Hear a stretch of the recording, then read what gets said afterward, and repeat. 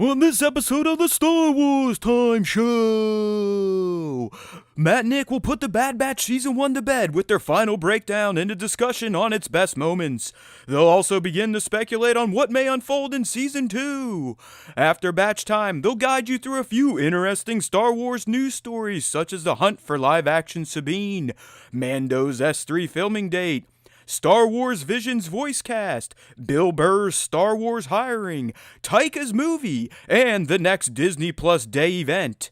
If that's not enough Star Wars for you, they'll end with the fan segment featuring fan responses to the question of the week and this week's version of the top 5 Star Wars fan artist features. Punch it, Chewie!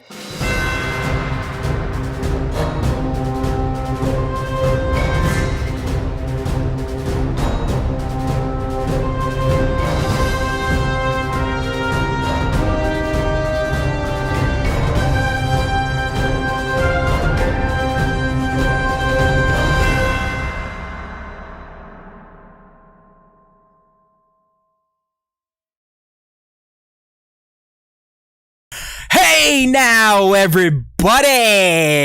Welcome back to the Star Wars Time Show. It's Matt, it's Nick, it's Nick's cat, and we are all here to talk about that far, far away galaxy. So, we'll wait for the live streamers to trickle in. But Nick, today is a show with purpose.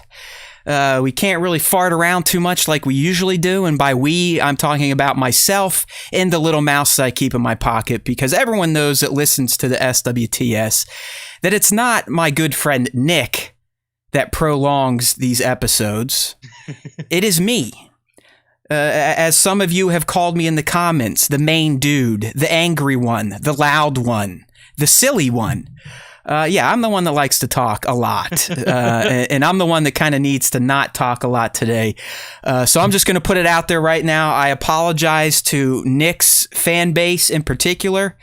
We know he's got some rabid fanboys out there that loves the solo shows because they get to hear Nick in full.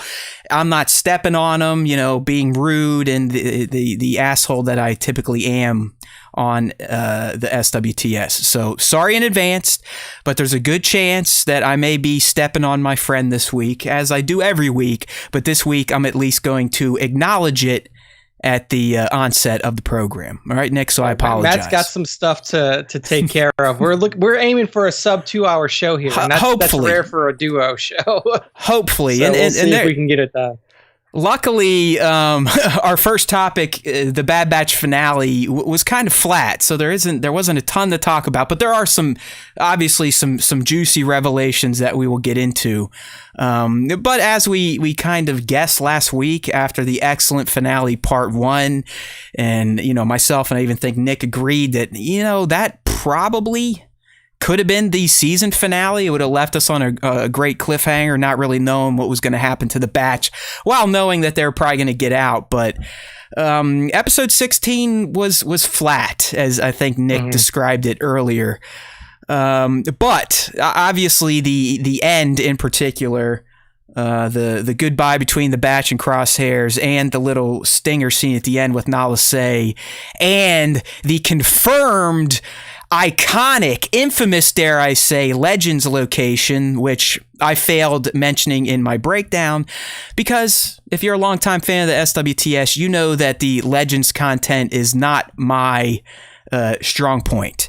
But unlike most humans in this day and age, I'm not going to sit here and pretend to be an expert on it. I went and educated myself, just like every one of you should do when you may not understand something like like a vaccine.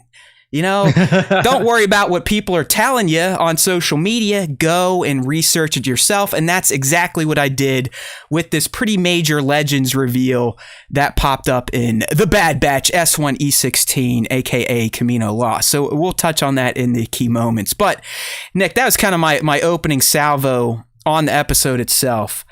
I talked about this in our Discord and just before we went live.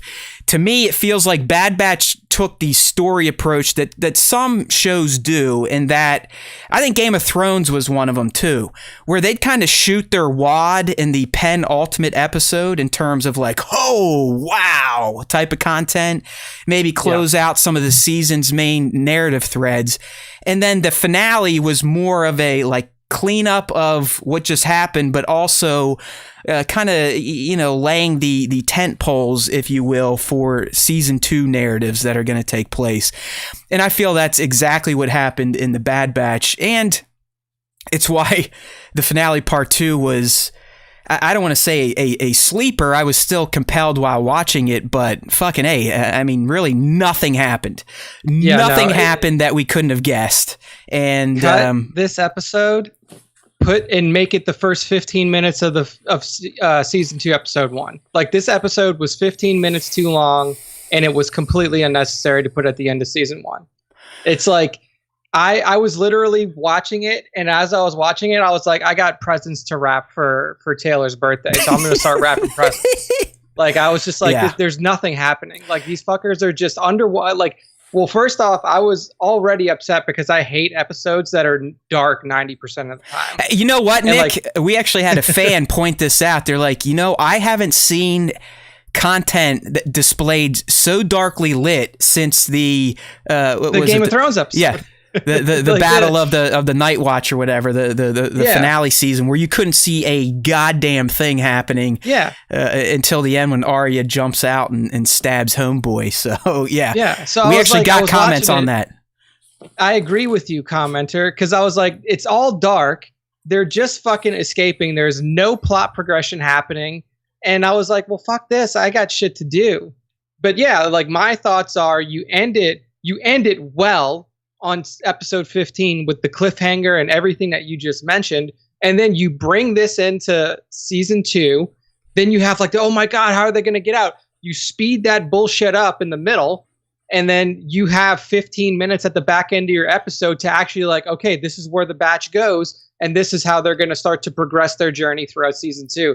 I thought it was honestly really fucking disappointing. And I know that you mentioned there are other shows that do like, these kind of cleanup episodes, but I was like, man, even cleanup episodes in other shows have a little bit more content. Yeah. I mean, hey, come on. I didn't come out and say this was an amazing cleanup episode. I was just trying to lay down. I think that's what the writers were doing here. Yeah.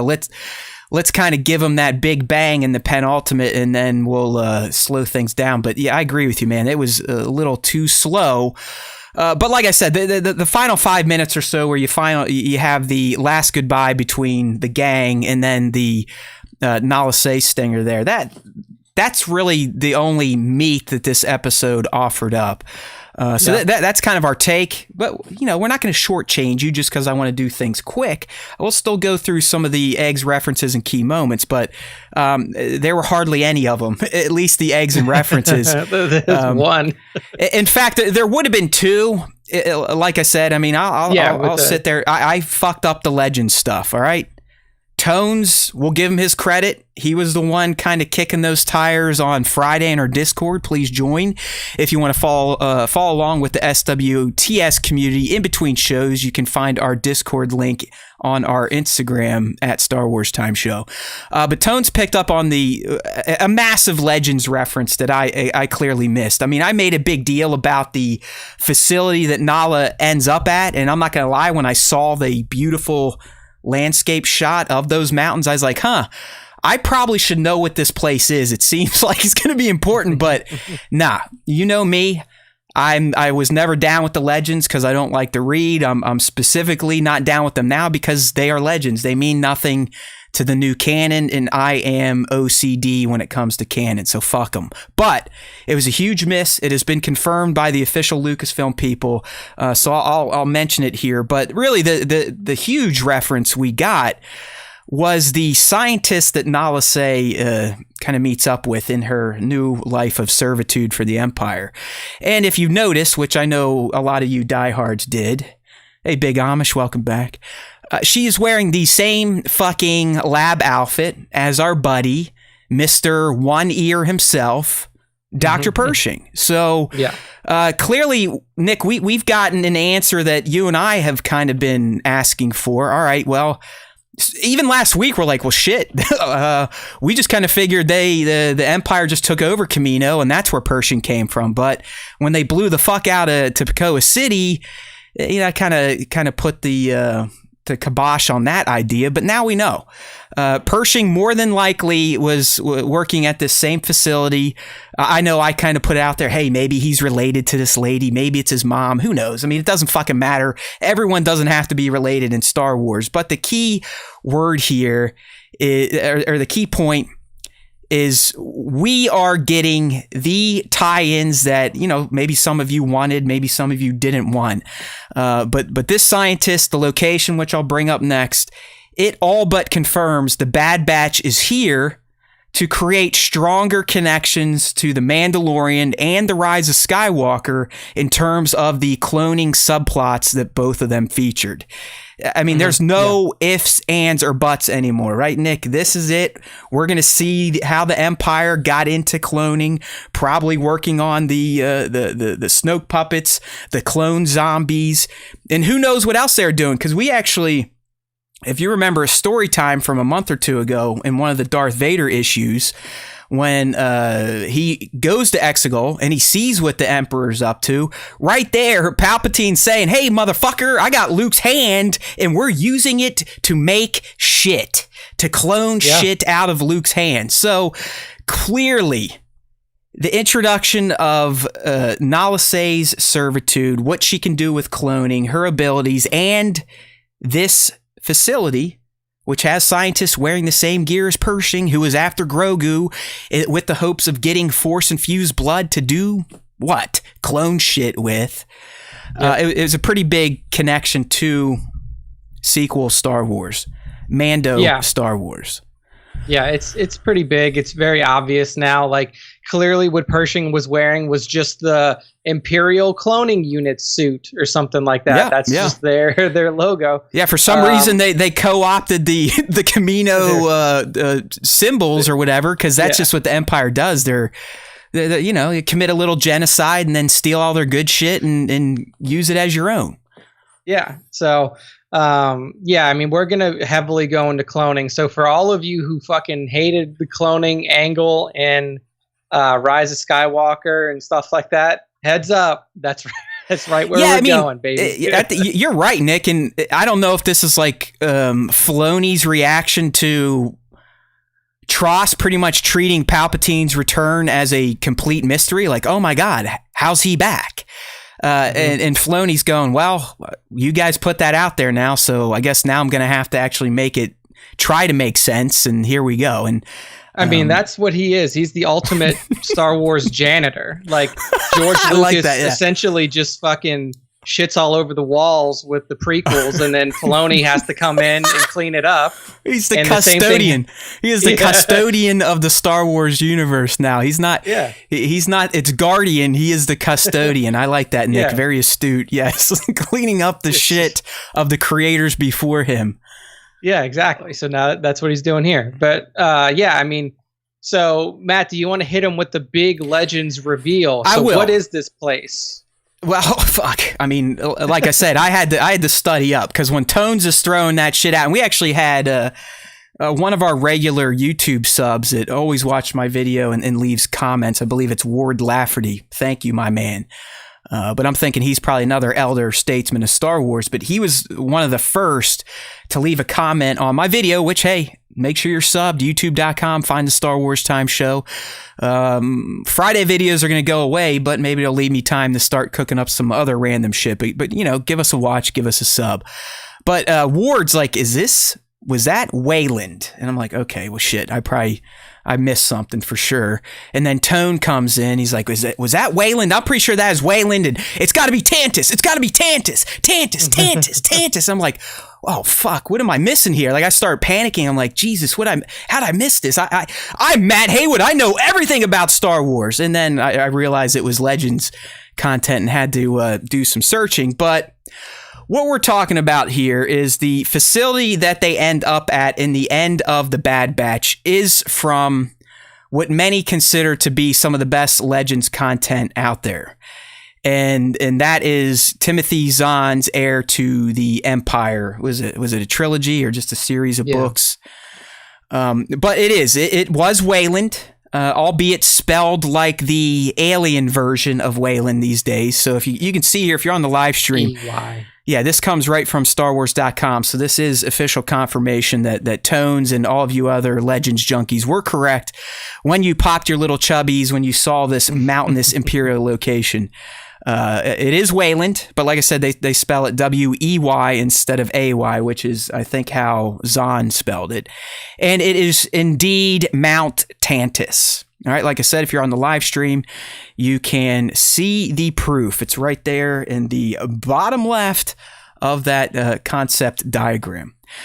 So why is this important? Well, like I said, I had to educate myself, and I actually had to remind young Nick. I was surprised that he was not in the know on this. I guess, the Zahn stuff was kind of early 90s, and I don't think my friend was quite a Star Wars junkie at that point in time. Yeah, I started reading a little bit later. Got it. But I mean, I've read the books, but it honestly, completely just, it didn't even occur to me. I mean, honestly, outside of the slight change in spelling for the planet, it seems to me that the Bad Batch is honoring what was put forth in the Legend novels, at least what Mount Tantus was used for, and it is an Imperial cloning facility, among other things.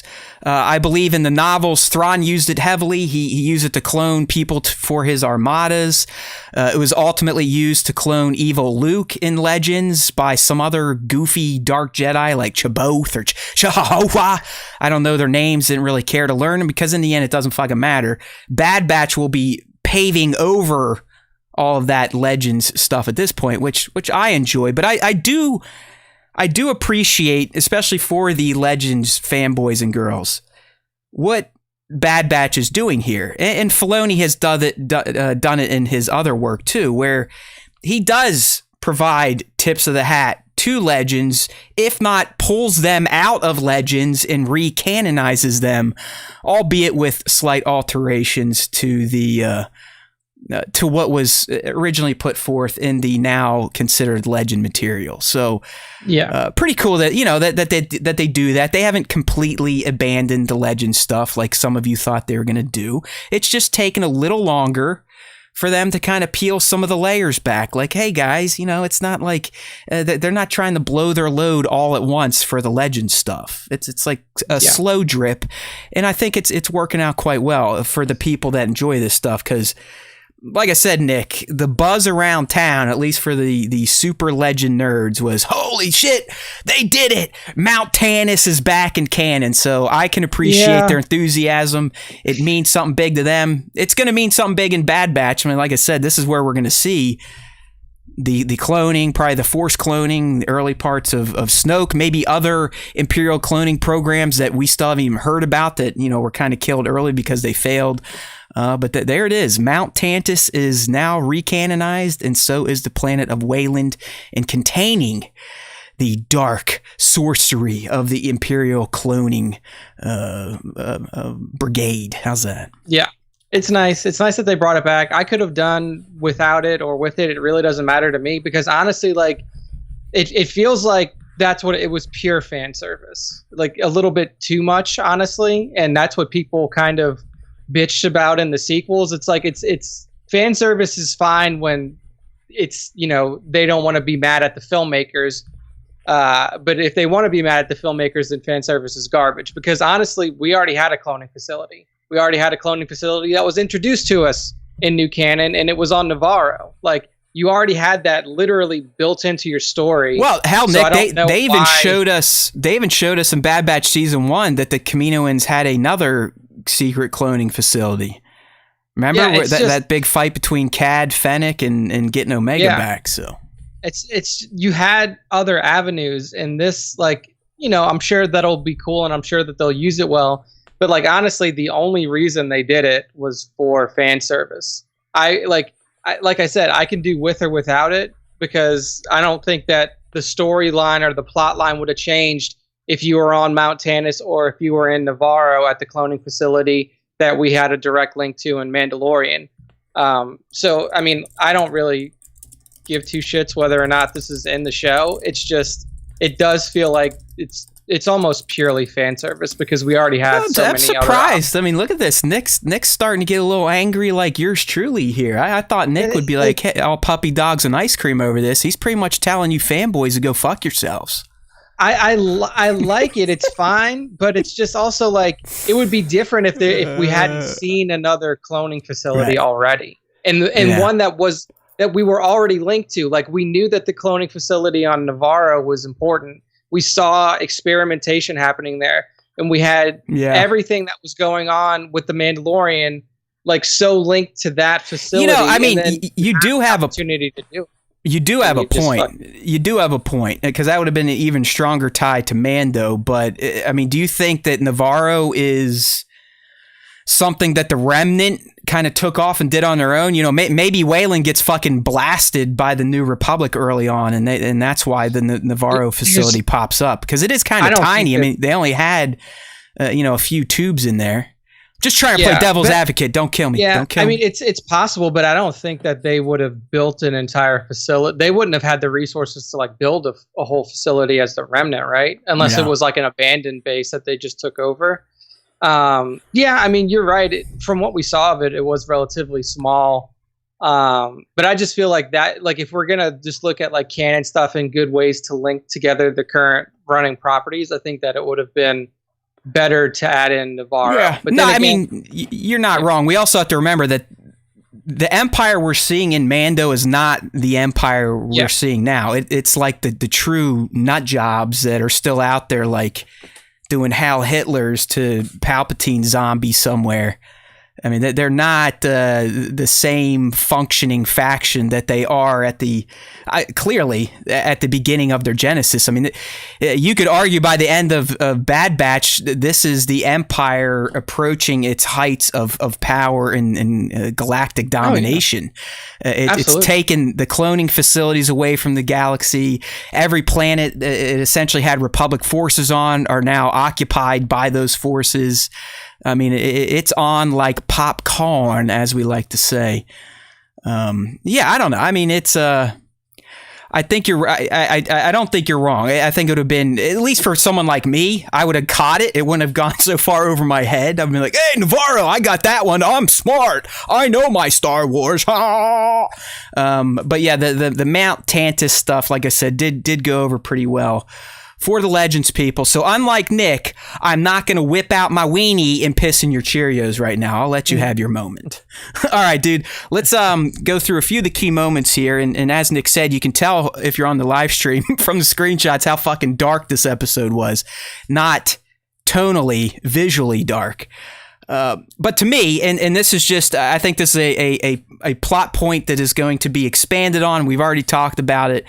But right there at the beginning, anyone notice the trepidation in the Red Clone's voice when he's like, yeah, we just blew it all the fuck up, Rampart. you good, man? Please don't kill me.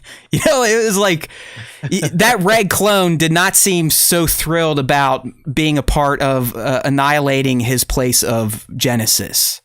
Yeah. And this goes back to Hauser, and I think Bat brought it up here, and I will touch on it, Bat, but there's a pretty good article over on StarWars.com between Dan, their main writer, and was it Jennifer and Brad, the series writers, showrunners, whatever.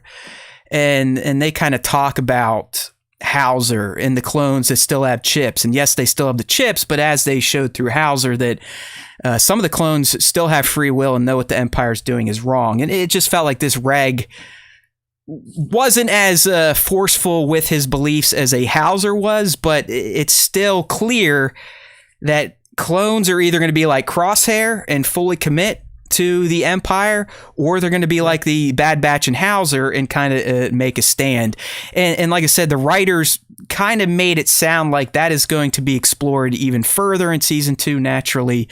And I still think we're ripe in this show to see some form of clone revolt and ultimate genocide of the clone forces. The Empire's not going to let them mill around for too long once they all start realizing, like, hey, this is fucked up. Because I believe there's going to be more Housers than Crosshairs in the legions of clones that are out there serving the Empire. Yeah, I wonder how the chips work too. Is like, since they just destroyed all of Kamino, was there like some sort of uplink that would like, like send them over the air updates? Like, okay, still hate these people, but also hate these people. Nick, the writers didn't address it that way, but they kind of make it sound like the chip truly was just for its Order 66 functionality to wipe out the Jedi, period. Yeah, and then after that, it's just like, well, they should be loyal to you because you train them and all the other stuff, but it's kind of up to them what they do. Yeah, I mean, they made it sound like, and again, they proved it through the show and Hauser. I mean, yes, you are going to see clones like that they've been well beyond the Order 66. They're seeing what's going down, and the chip is not meant to just make them a complete robot like we thought. It was kill Jedi, follow orders. Well, they can break free of that. All right, other key moments here. I mean, Omega saving Crosshair, and then the reciprocal at the end to show that, hey, even though this guy is digging his fucking heels in on the bad guy stuff, even though he said, hey, we're even, he still had it in him to save Omega and AZ. So those were key moments, because I do believe, I mean, you don't have to believe it. It's going to be a fact that the whole Crosshair and Bad Batch thread will continue into season 2, but now it's going to be a little bit different dynamic. And this is probably going to get some boo hisses and yucks, but I honestly think at this point, Crosshair is going to go on a similar journey to Tam from Star Wars Resistance, where, he's kind of put his foot down. I'm going to be an Imperial. They're doing the right thing. Power, power, power. Kind of like how Tam was in Resistance. Like, no, fuck you guys. I mean, the First Order, they seem to be bringing stability and security, right? Security, stability, all that shit. And she joins them. But after a good part of the season, she starts to realize she made the bad choice. And as bad of a dude as Crosshair comes off as, even at the very end of this episode, as they're boarding their ship and pulling away, he still does a little side eye back, like, oh man, are they going to come back for me? Should I turn around and go with them? Like, you can tell even though he talks a tough game to Hunter and the rest of the batch, the dude is having some serious internal conflicts about who he wants to be, I believe, at least. I also don't think that, like, he's just thinking that, like, oh, I'm going to go back to the Empire. They're going to be like, oh my God, you survived. This is great. I know. Welcome back in with open arms. They're going to be like, we tried to kill you. They're like, why are you here? I know. Get the fuck out. Like, his logic isn't great. Go as well. Yeah, it's not going to go as well as he thinks. Because if they don't want clones, period, they definitely don't want a defective ass clone who's got, that has enhanced abilities and could shoot you from 50 parsecs away. So you're right. I mean, I was thinking the same thing. Like, I could see Rampart still having uses for him, like to use him. Yeah. But it's like, buddy, what are you doing? I mean, they just even your brother's like, bro, they just left you for dead. Like, what the fuck's your problem, like, man? Did you not take the hint when we collapsed an entire city on you underwater? Like, we don't want you here anymore. If you want me to get like all Neil deGrasse Tyson on it, shouldn't that platform have resubmerged after the ship took off? If you remember the mechanics that Omega said, that it only raises when it senses a ship hovering above it. That is actually very true. Once the ship disappeared, shouldn't his ass just sunk down to the depths of the Camino Ocean?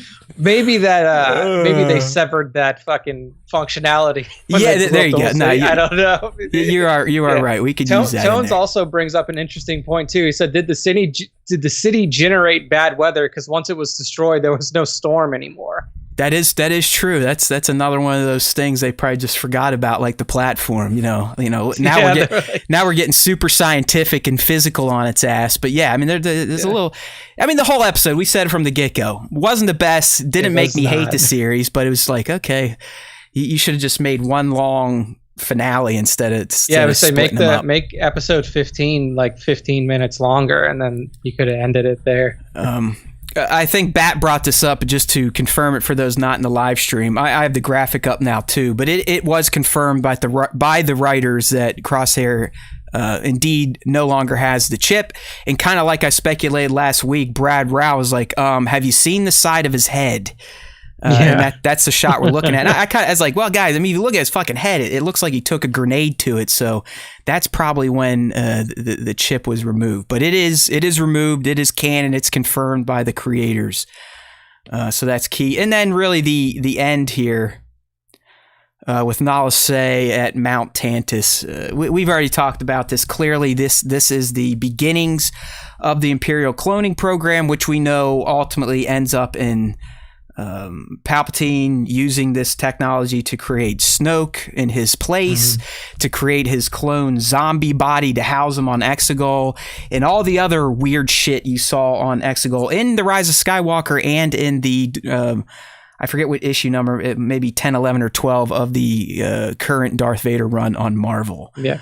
No, I mean, there's a lot of good that can come from this. I mean, like, I know people, it sounded like I was shitting on the inclusion before, but I mean, there's good storylines that could come from including Mount Tantus. You could even, like, this is another episode or another show that's ripe for bringing in Thrawn. Like, we know that this comes from I mean, with this Thrawn place, series. Nick, I mean, you could see, I mean, you would know better than me, but at this point in time, had he been recruited into the Empire? So it was still, I mean, I guess if we go by new canon, then it was still early days of the Empire when he was first found on, like, he was found on like a far off planet, but the Empire had already been established. Like, he wasn't brought into the Republic. So it's probably still a little bit farther out, I would imagine.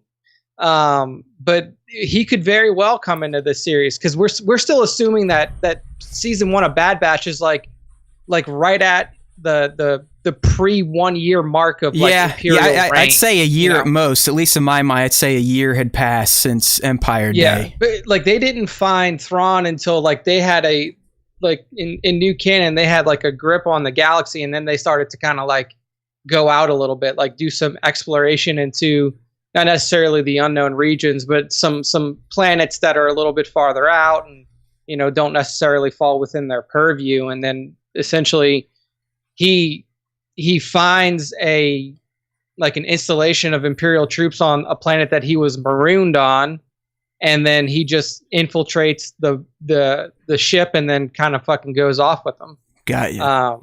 But yeah, I mean, it's very possible if you like give this show some time that he could come into it.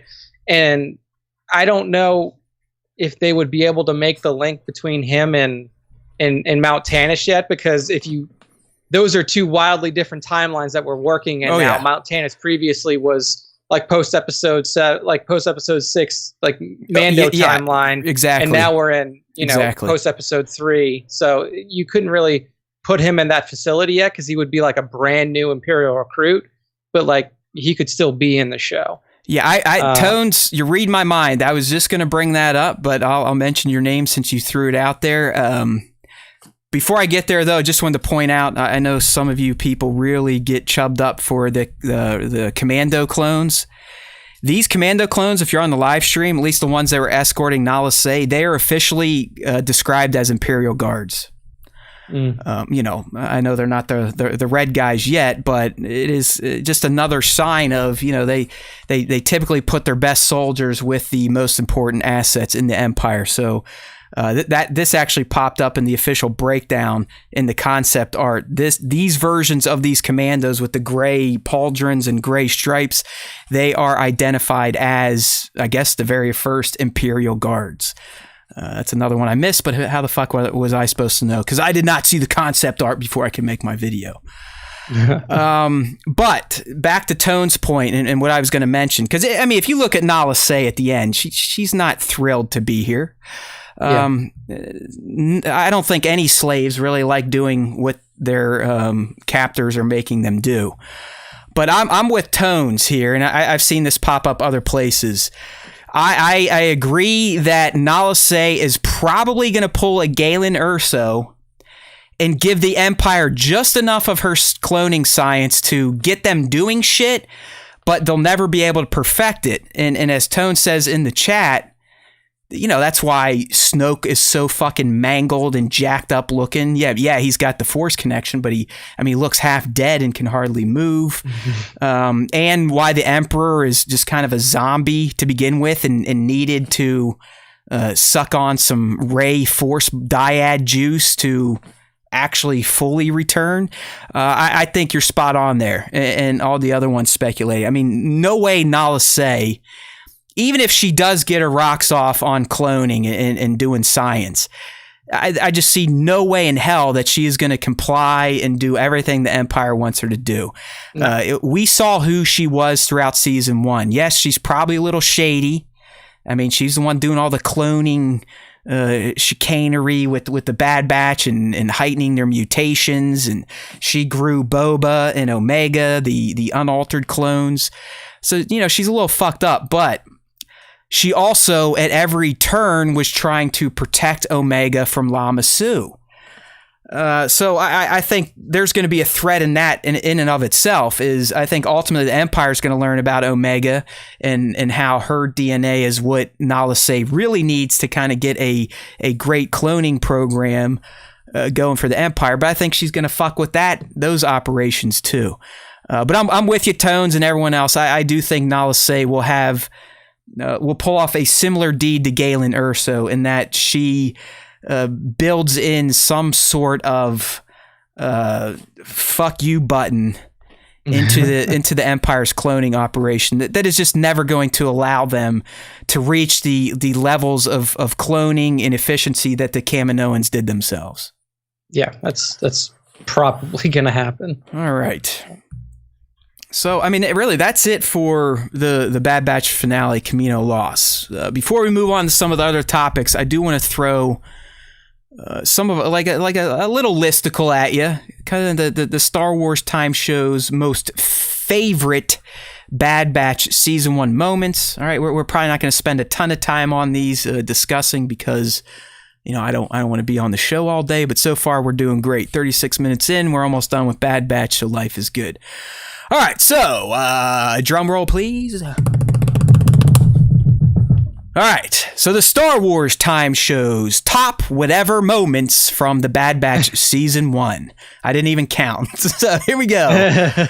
Cad Bane's return. Yes, I don't think anyone saw that coming. And then when it happened, it was pretty damn special, right? I mean, it opened up all sorts of new ways to take that character and Boba Fett. So kudos there. Number 2. Rex helps the Batch with their chips. Yeah. It was great seeing Rex. It was great kind of hear him reminiscing about his days getting his chip out and Ahsoka helping him. But that was also the episode where we finally got the payoff on Wrecker's headaches and, he broke bad and all that fun stuff. So that was a great moment. That was one of the top episodes of the series, definitely. Just because it was like a mid-season payoff episode, so good one.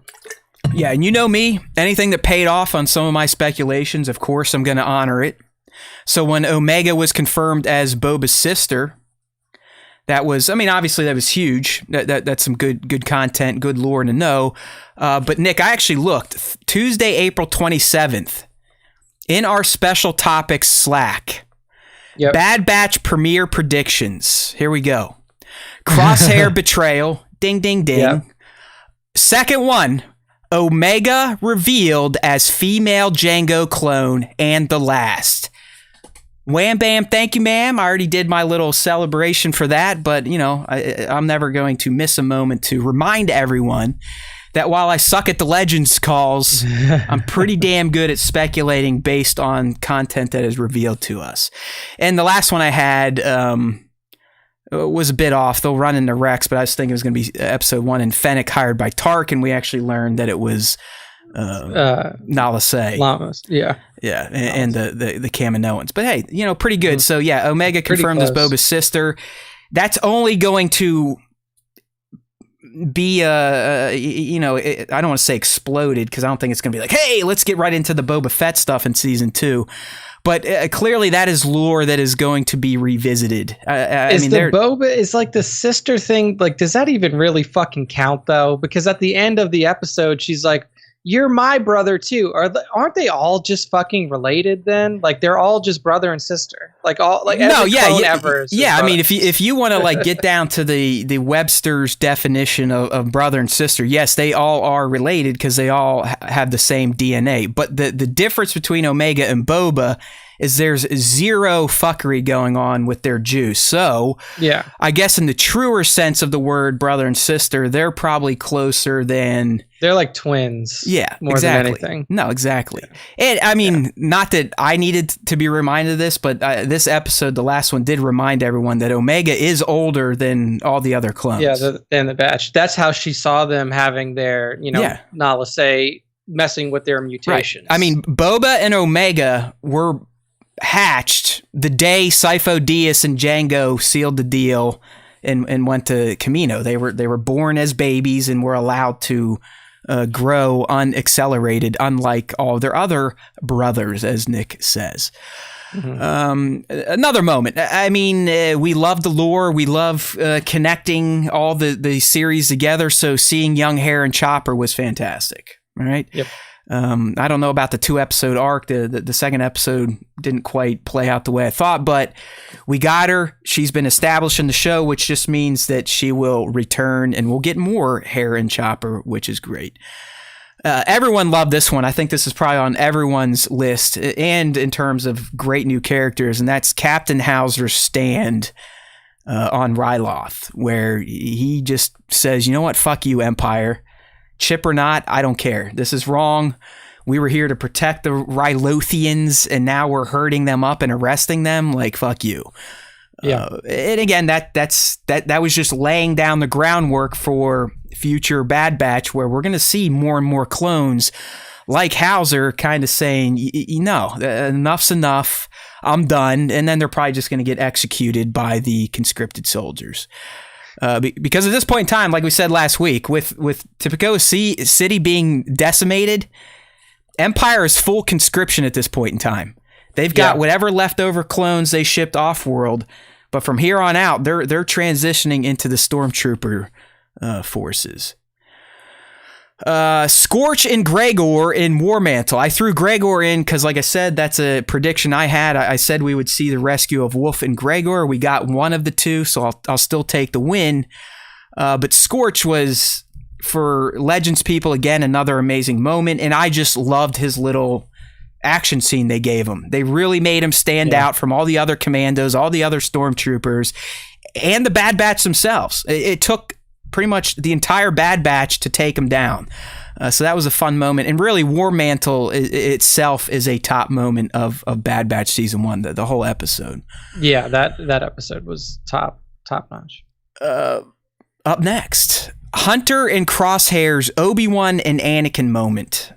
All right, fans of our show, you know exactly what I'm talking about. If you are new here and you're going, this guy's on drugs, you may not be wrong, but I still contend that the discussion in the training room between Hunter and Crosshair mirrored the discussion between Obi-Wan and Anakin on the Mustafar landing platform. Hunter was the Obi-Wan, Crosshair was the Anakin. Crosshair was very absolute in his way of thinking, where Hunter was like, come on, man, this isn't right, blah, blah, blah, come back. You were my brother, Crosshair. You were the chosen one.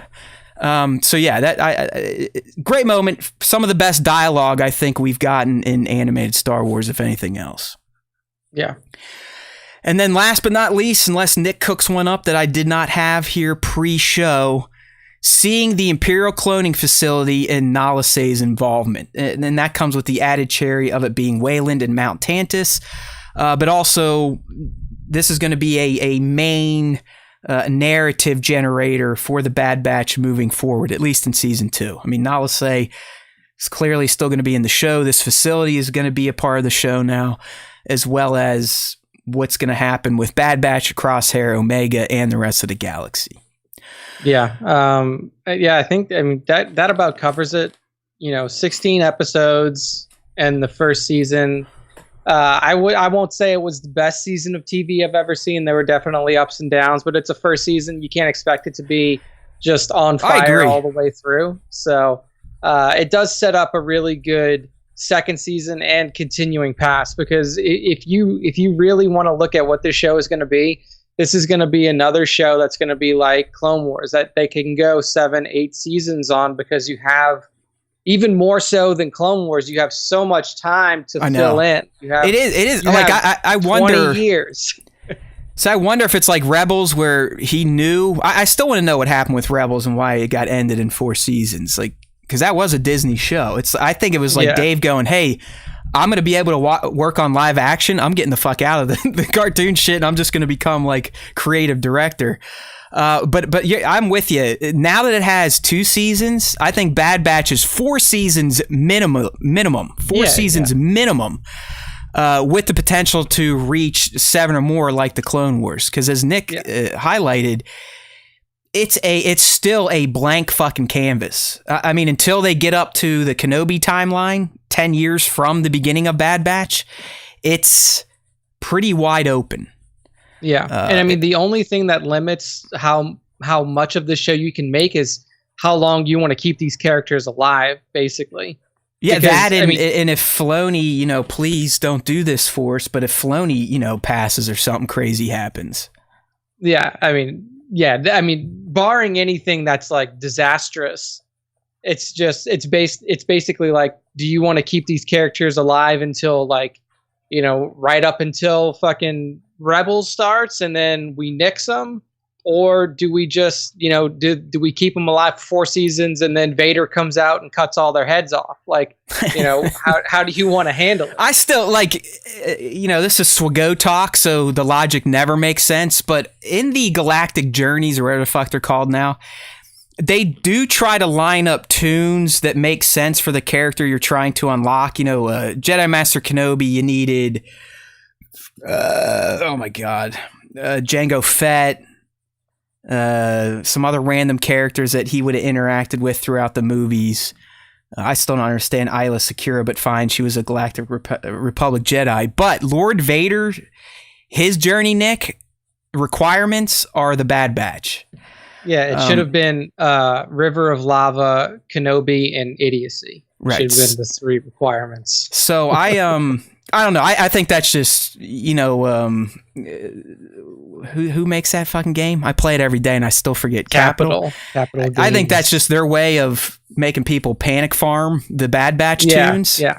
But you never know. So I'm with Nick. Like the first seasons of most shows, especially these Star Wars cartoons, I'm not going to say they're rough, but it's like they're kind of kicking the ball around, figuring out, all right, should we go this way, that way? What major narrative threads should we set up to then really start exploring them a little more intricately in future seasons?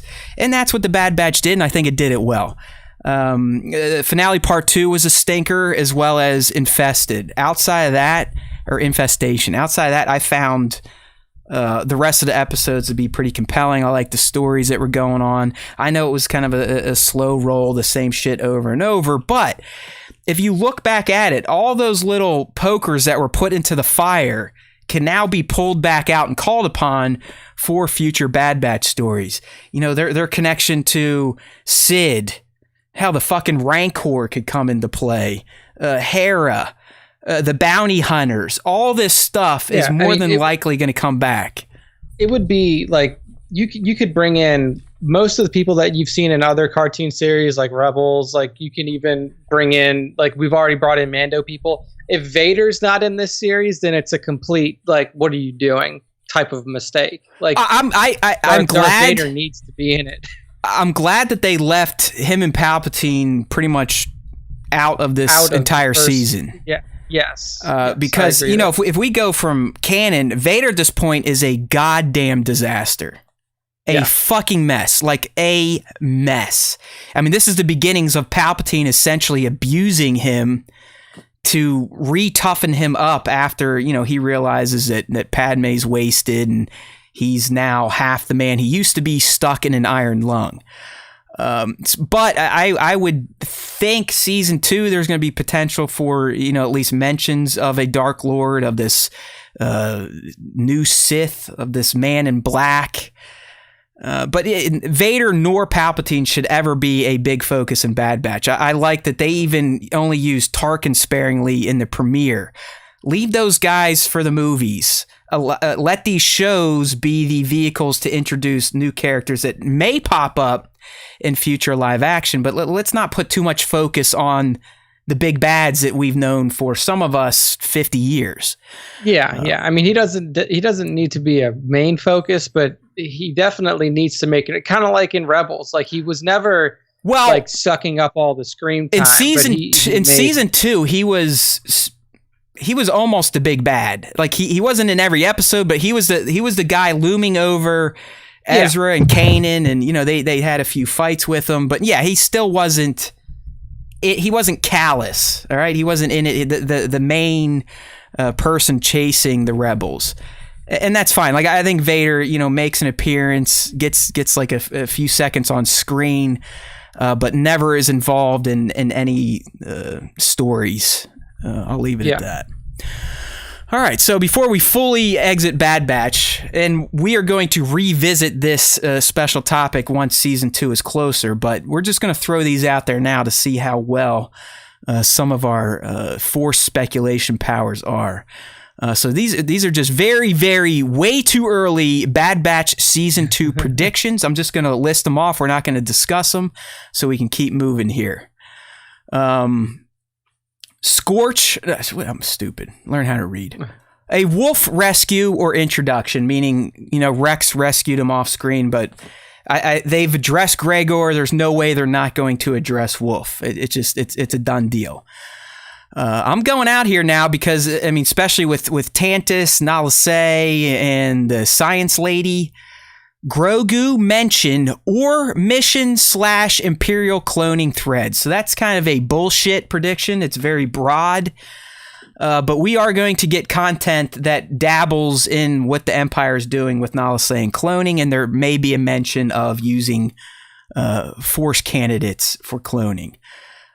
And we've been saying this for years. So when he shows up on the show, I want everyone to kiss our asses. But at this point, with the way season 1 ended, it's almost a done deal that Grogu is going to get mentioned or highlighted somehow, or the Bad Batch truly will be the ones that hide him away, like Ahsoka said. It just seems they're already drawing too many ties to Mando and Tross at this point for Grogu not to become at least a mention in Bad Batch. I'd almost rather not even see him in animated form, but it just seems too ripe of a story to tell that the Bad Batch or a combination of Batchers or Omega herself will be the ones to get him safe and locked up in that egg, at least until some fucking crazy guys steal him and lock him in a bunker. All right, an Ahsoka appearance. I'm throwing that out there. Crosshair's regrets. Hauser returns in some capacity, and more Rebels cameos. Specifically, I'm gonna throw Zeb out there. All right, so those are our early Bad Batch season 2 predictions. No commentary at this point. We'll obviously flesh them out in 2022 once we get closer to season 2 airing. So that's that. That's been 16 weeks of Bad Batch talk. My God, that's the longest series I think we've covered on the show. That people actually listen to, because Resistance, that had a lot of episodes too. That had 2 full seasons, but everybody hates Resistance apparently. Like every guest that we bring on here, we're like, hey, what's one piece of Star Wars content that doesn't hit for you? They're like, Resistance. It sucked. Right. So apparently people just hate it. But it'll be sad, but luckily we're not too far from some more fresh Star Wars content on the horizon. Mm-hmm. And I think, Nick, I'm just going to jump to that one real quick because it just makes sense with the transition. It'd help if I actually had it pulled up. But Nick, I'm talking about the Visions trailer we got today, but more importantly, we got news of the voice cast, both the Japanese proper version and the English dubs. First and foremost, this is my first time really checking out Visions in full. I think I was out when they did the sizzle reel, and it was a sizzle reel. You didn't really get much, but the trailer today didn't actually get much. The trailer's fucking phenomenal. Like it's everything I envisioned Visions to be, right? Yeah, this is honestly the most exciting thing that's happened to Star Wars in a while, in my opinion. Because, Bad Batch, there's a lot of things that have happened in Star Wars recently that we've already seen before. Like, Bad Batch is the third cartoon series that looks exactly the same and uses almost exactly the same cartoon style. Completely blah, blah, blah. new. This is completely new. And, the fact that, one, I'm kind of upset that it's going to be shorts. I wish that it was full-length episodes. But two, I love the fact that there's so many different visual styles here. And just from the trailer, you can see that holy shit, these studios are just, they're you know what? If we're going to be able to do Star Wars even for 5 minutes, we're going to go fucking all out shit that you've never seen before. They animate the fuck out of it. I mean, this is anime on spice, anime on steroids, anime on growth hormone. I mean, it's like I said, it's exactly what I expected that Japanese artists would come up with. I don't know where the anime culture comes from over there. I appreciate it. I'm not a huge anime person, but I've always appreciated. I love the art style, kind of the over the top visuals and animation. I mean, everything over there just always seems like everyone is on cocaine, right? And this whole trailer was like a bump. I mean, every scene, someone's there's fucking lasers shooting out of their hands, eyes, swords. You got little kids on speeders with blasters. I mean, this shit looks fucking wild. Yeah, dude. I mean, it looks amazing. And, you mentioned the voice cast. I'm usually a person, when I watch anime, I usually watch it in Japanese with the subtitles. That's the proper way to do it. And I actually, when I started playing Ghost, I was like, you know what? Played in Kurosawa mode. Yeah, I got to play this black and white. I got to play it with no dubbing. It's all good. Then I was like, fuck this. I don't feel like reading anymore. But Nick is right, and I'll still probably watch the English version of these. But Nick is right with these fucking voice actors that they put in here. I mean, these actors that they put that are voicing some of these. It's crazy. Joseph Gordon-Levitt is voicing Jay in Tatooine Rhapsody. Neil Lucy Patrick Liu. Harris, Lucy Liu, Tamara, Alison Brie, Boba Fett is going to be Boba Fett. David Harbour, everybody knows him from Stranger Things. He just played Red Guardian and Black Widow. I mean, Neil Patrick Harris is in one of them. Yeah, Takei. Oh my. Christopher Sean, the guy who know who that? All right, there you go, Nick. Yeah. I was like, is anyone but me gonna pick up on the fact that Christopher Sean, aka Kaz Ziono, is back in Star Wars voicing another animated character in Asu in The Village Bride? I was like, yeah, Christopher. That's the guy we were talking about. Like, he was a star of the show, and he would actually follow our content on Resistance, and that's probably why we kept doing it. But hey, he's back in the Star Wars universe. You got Kimiko Glenn, Simu Liu, right? Simu Liu, that's Shang-Chi. And then if you watch Kim's Convenience, he's in that I know show Neil as Kaplan's been in some animated stuff. Kyle Chandler, like you said, Harbor. Yeah, I mean, there Jamie are huge Chung, names. Takei, Henry Golding, Snake Eyes is in there. So yeah, I mean, I love George Takei. Like, oh my, actually, to touch. And so, trailer came out. It's available now. You can watch both the English dub or the Japanese versions of the trailer, and we had an official release date for it, which is September 22nd. Yes, and the whole thing's dropping. We've been wondering that. It confirmed that the whole anthology is going to release on the 22nd. So which makes sense for sure. There's no reason to string these out week to week. But really, I mean, the Japanese cast too, and this is just me being a dumb American, but apparently it's loaded with talent from the Japanese animated universe. Like, a lot of famous voice actors are over there. I'm actually surprised they didn't get D. Bradley Baker to do it. I know, right? For sure, somebody. So someone to yell at him again, like, why do you keep giving a white guy all these, inclusive roles? You got to be inclusive. It's like, man, just leave D alone. He's been doing this shit. Like, I just saw his name pop up in the original Space Jam from '94. I mean, come on. D. Bradley Baker is one of the most OG voice actors. And think about what the guy did in the Clone Wars, but more importantly in Bad Batch. He literally acted the show by himself. Yeah, I know. In Bad Batch, I was like, there's basically nobody else. Can you imagine how hard it is to have a 4-way conversation with yourself? Crazy. In all different voices, all different personalities and quirks and tics. I mean, imagine trying to do that conversation between Hunter and Crosshair in Finale Part 1 as one person. It really is amazing. I mean, it's like, I'm not going to jump on Disney because, he had the job years and years ago. Get over it. He's good at it. But yeah, Visions, I think it looks fucking fantastic. It's pretty much exactly what I thought it would be, at least in terms of visuals. And I do think I will appreciate the stories, even if they are kind of non-canon. I just think it's going to be a wild ride, a completely different take on the Star Wars universe, and very, very similar to that. I forget it every time, but Halo did almost the same thing. They put out an anthology of shorts, all using different types of animations and storytelling to flesh out the world of Halo, and that's what we're getting here with Visions. So I'm pumped.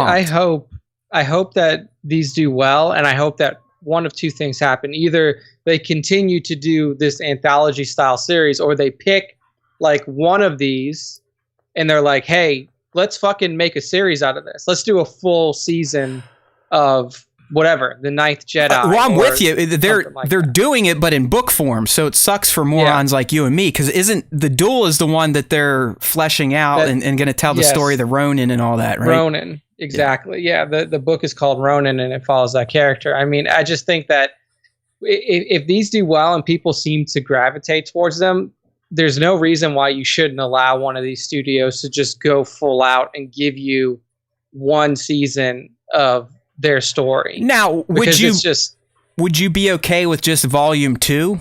Like more shorts? Totally be okay, like if they take that approach and it's just giving more people more opportunities, or the same people to maybe continue some stories. But if Visions just becomes like volumes every year, every other year, I think I could get down with that for sure.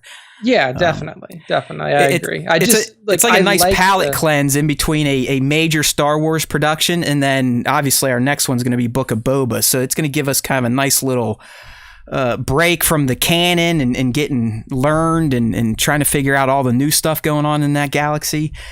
So I would not be opposed to this becoming a series. Definitely agree. So September 22nd, all drops at once, so you could watch them all in one sitting, or you could try to space them out. There's only going to be 9 episodes, and we don't have confirmed episode lengths yet, but you got to imagine that none of them are going to be more than like 7 minutes long. I would imagine. I would be surprised if all 9 take you longer than an hour 20 minutes to get through.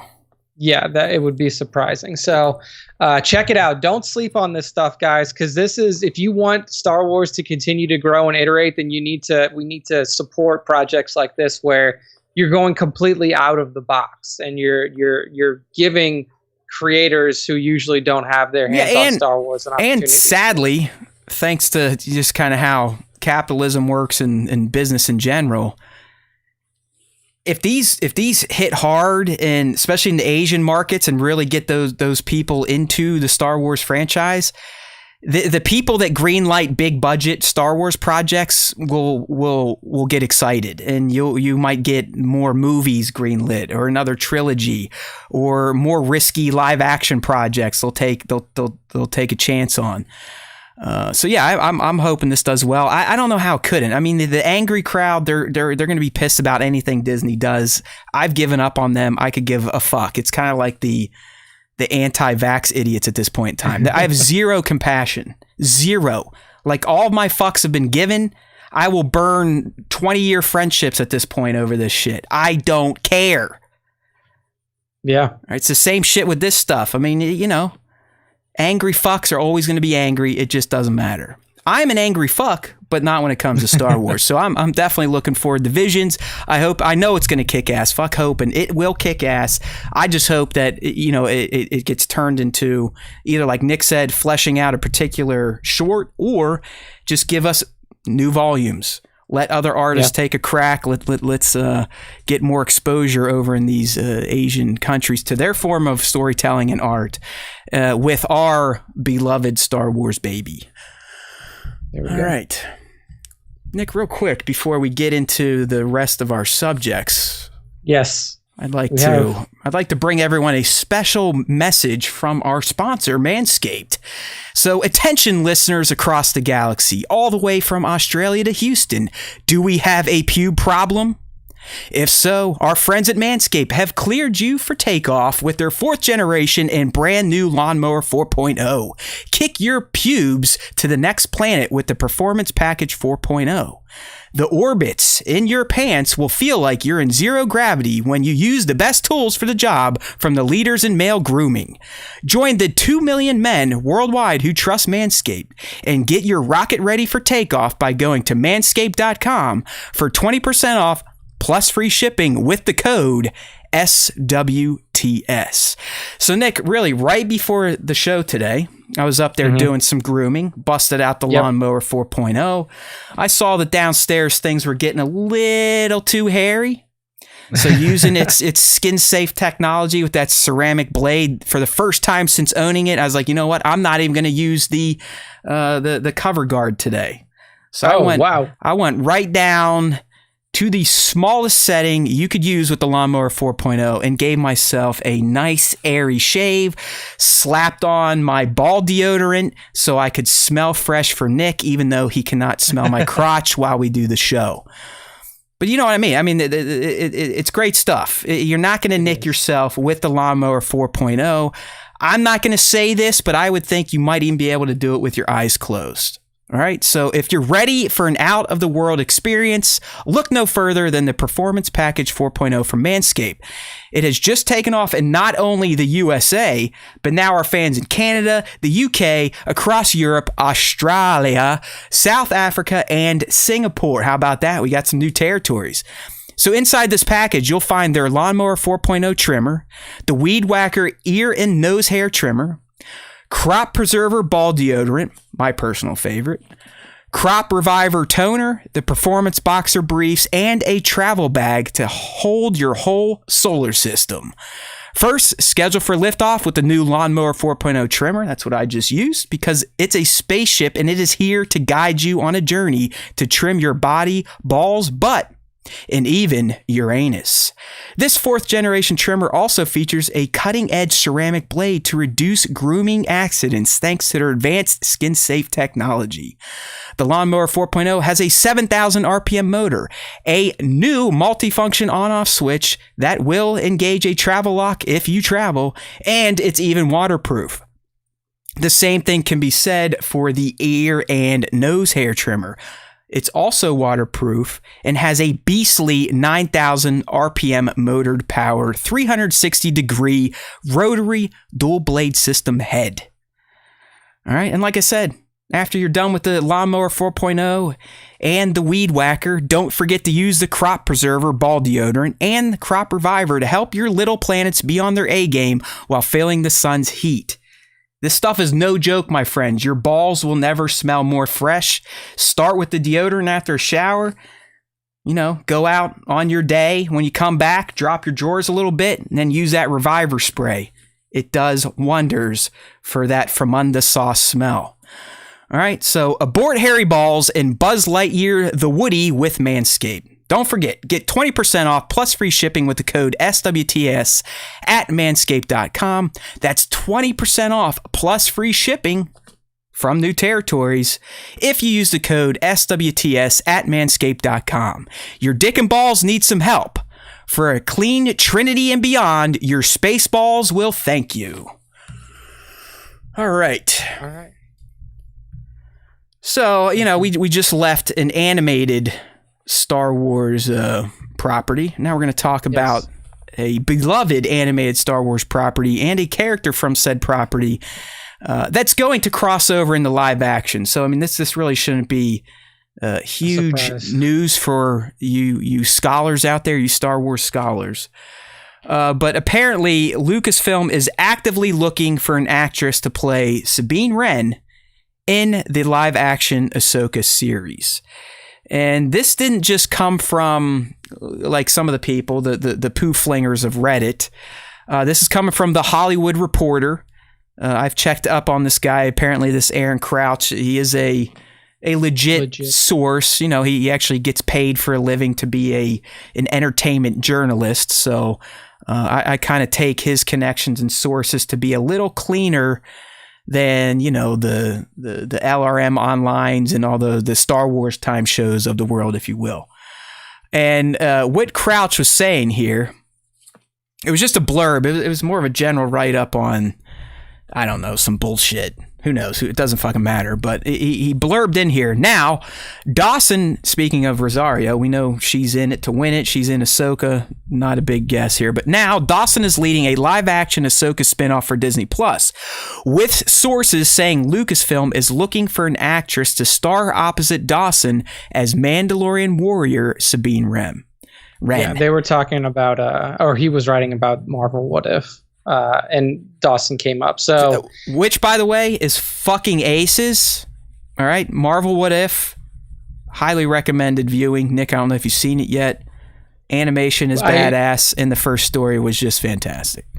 Yeah, we're definitely gonna watch that. So I will be catching up on that soon. Right. But yeah, like you said, this is the most like no duh piece of news that's come out in a while. I mean, if you have an Ahsoka series, then Sabine, if you've seen the end of Rebels, is a almost no-brainer to have in there. Right. And that's like, this isn't like, oh, wow, there's going to be a live-action Sabine. I mean, we've said that a million times on the show. It doesn't take a Harvard-graduated entertainment writer to figure out that you're probably going to see a live-action Sabine Wren in an Ahsoka series that has strong hints of Thrawn being in it. It's literally the epilogue of Star Wars Rebels, the continuation of it. So a live action Sabine shouldn't be a surprise to anyone worth their salt.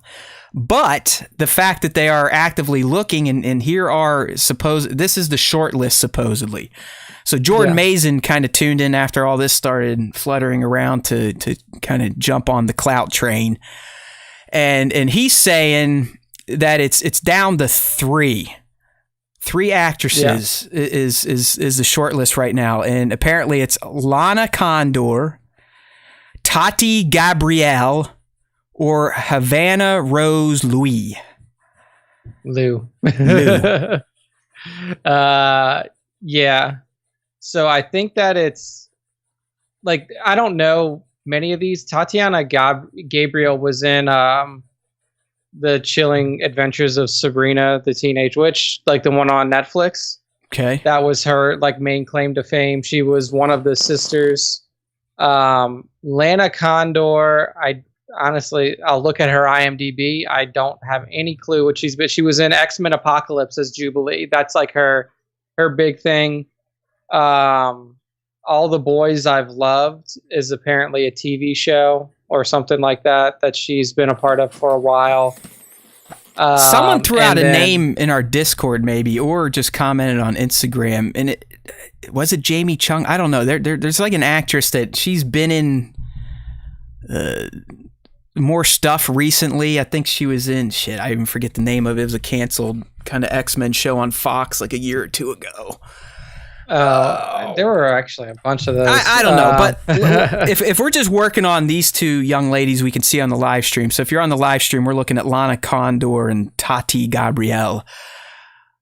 I personally, and this is just looks, like full on man stuff here. I think Tati, the one with kind of the short hair, would make a very interesting looking Sabine.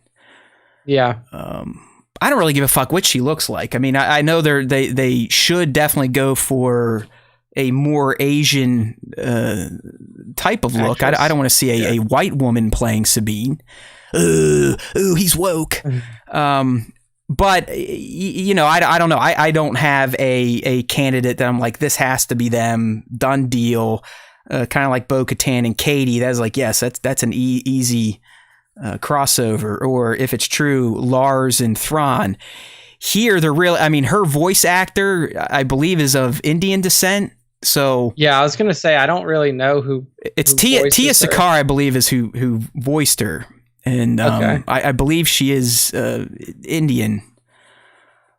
So I think that's kind of a case like Homegirl and Ahsoka, where Ashley Eckstein. Yeah, it just doesn't cross over to screen, which is fine. Yeah. There's no reason to get upset about that. But just looking at the ladies we're looking at, I would go with Tati. I think she has a very unique type of look. It could just be the get up and the hairstyle, but obviously Lana could play it too. And I don't have a picture of Havana Rose, but yeah, I feel like if you open up the Twitter thread, I think somebody has a post below with her picture in it. Yeah, let me try that out here. Yeah, I mean, I don't know. They, like I said, the look really doesn't matter to me either. I mean, I think they all look enough like her to play the role, I guess. But I don't know. I mean, I don't really have a beat on like who should play her, or really do I have a care of who plays her? I mean, I think the only reason that everybody kind of attached themselves to Rosario Dawson as Ahsoka, it started as a big fan movement. Yeah, like it was the fan thing, but then she also basically attached herself to it. She played into it. I want to do this, and she fed the machine. Yeah, and also like I've seen Rosario Dawson in a lot of things. I think she's a fantastic actress. So I was like, okay, if she wants to do it, and people want her to do it, then just fucking let her do it. Like I don't know any of these girls. Like I don't know anything that they're in. I've never seen anything. I'm there with you. So it's like, I mean, we can just sit here spinning in the same circle. I wish any of them the best of luck. I think any of them would do a fantastic job. In the end, it's going to come down to how the character is written and the stories and narratives she's a part of. It really doesn't matter who's playing what. I think the only thing that would be really wonky if they threw in like Emma Stone or something like that. Then be like, okay. Yeah, like something completely off the wall. Yeah, like Scarlett Johansson comes back to play another version of her Asian character again. So, I mean, it's really, it's non-news for nuts like you and me that live action Sabine is going to be a thing. Yeah, everybody should have known that. But if it's these three ladies here, which we can now see on the live stream if you're watching, if not, it'll be in the post version for you audio only listeners. I think all three could fit 100%. You got makeup, you got the armor to throw on there. All three could definitely fit. Okay. Yeah. All right. I forgot to put the Manscaped graphic up as we read Manscaped, so it's up now. There you go. There we go. That's how we do things around here. SWTS at checkout. All right. Yeah. I mean, next up, we got some more news on confirmed stuff happening. Real quick, Nick, before you introduce this, and I'm the idiot that wrote it, and I only wrote it because Carl himself said it. It wasn't speculation. But have we really gotten to the point, my friend, where shows starting production or ending production become news blips in the Star Wars universe? Because that's this week's like, oh my God, we think Kenobi is wrap production. It's like, big fucking deal. Like, I was gonna say, what? Like, so fucking what? In Star Wars land, I mean, that is news now because there's nothing else going on. Like, that's like sad. there really isn't. And, I didn't post any of that shit. I'm like, you know what? A series stopping production to me means even less than a series starting production. So the only reason we're talking about this thing is because Carl Weathers was at a con and threw out that, yes, we are filming Mando season 3, or we're starting production in September. Grief Karga is back, and Carl Weathers is back as a director. So, hey, man, I like it. There was some news in that outside of it's just going to start filming. I mean, like I said, starting filming, yeah, you can get a little speculation juice out of that. Like, all right, when are we going to see it? Yeah, but after a series wraps, you've already talked about it to death. I mean, dude, it was all over Reddit. And Bespin Bulletin's getting a lot of play with, we've heard O'Shea Jackson and Rupert Friend are done filming Kenobi, and Kenobi's done filming in general. It's like, yeah, it should be. They started in like fucking May. Okay, good. Good. All that means is, all right, they're done. Now they can move into post, and we're gonna get the show in 2022. Yeah, maybe as early as spring. Maybe this is gonna be the spring show. But Bad Batch is probably gonna take its May slot again. And I'm gonna ride or die on the fact that Mando is always gonna be a fall release. So even with Mando starting filming, like Carl said, it's gonna start in September. Nick, what do you think? They'll be done by the end of the year. Yeah. They'll probably hit post by December, January for sure. So the show will be more than ready for Mando season 3 will be more than ready to debut. November, December of 2022. Yeah, I mean the thing is too with Bad Batch, you could feasibly push that to the slot that Clone Wars season 7 had. Unless you want that to be which was, I believe it was, that was January, February. Yeah, it was January, February, March, right? Yeah. Yeah, like right in the beginning of March. So unless that could be your Kenobi slot. Right. Or you bump Bad Batch up to take that area, and then you put Kenobi where Bad Batch was. No, I'm with I think, if Kenobi truly is over, which fine, who gives a shit? They've got 4 months of post. They could get that. They could get Kenobi ready for late January, February launch. Yes, they can. Yes, they can, of course.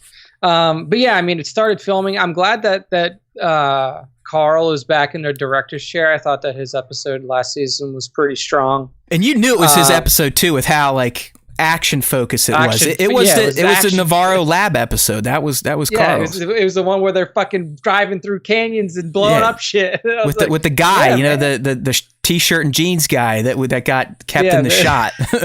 I love it. But no, man, I mean, it's good to know that they're filming again, I guess. And, I don't think that there was ever a question that Grief was going to be back in it.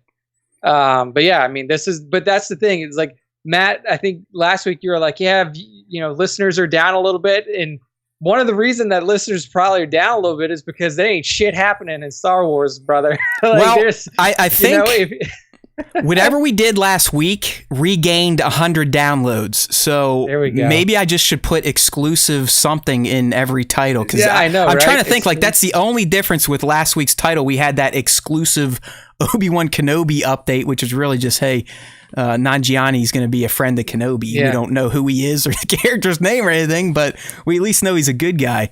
Yeah, he's a good guy. Yeah, who knows? But I mean, if anything, if you guys love Carl Weathers, it's like a 45-minute long interview with him, but the Star Wars stuff kicks in. I have it queued up for you on StarWarsTime.net. He is fun to listen to. I mean, this guy is good at cons and on the stage. I remember him, Nick, when he was a part of the panel. It was fantastic. It was great. I mean, you had the main people out there. You had fucking Pedro. Yep. You had John and Dave, but the guy who got the crowd going was Carl. 100%. Because Carl came out like he was Apollo Creed. Just like in the movies. Yeah, I feel like they are even playing like his intro music from Rocky IV. I think he even came out shadow boxing I can't remember the music, but he came out and he was doing the point thing like he did in the I want you. He was a badass. I like it. On Alexa devices, they now have it to where you can download Shaq's voice or Samuel L. Jackson's voice. I would download Carl's voice because I just like listening to that dude talk. So. Go listen to the interview though. But there's your news piece. Yeah, he was at the Steel City Con, which I'm assuming was Pittsburgh. Are there other steel cities around this country that have that moniker? I don't know. So. Unless it was Cleveland, but Cleveland's not called that's the Rust Belt is what they call it up there. Even though Pittsburgh technically is a part of all that shit that went tits up, at the end of the industrial age. So.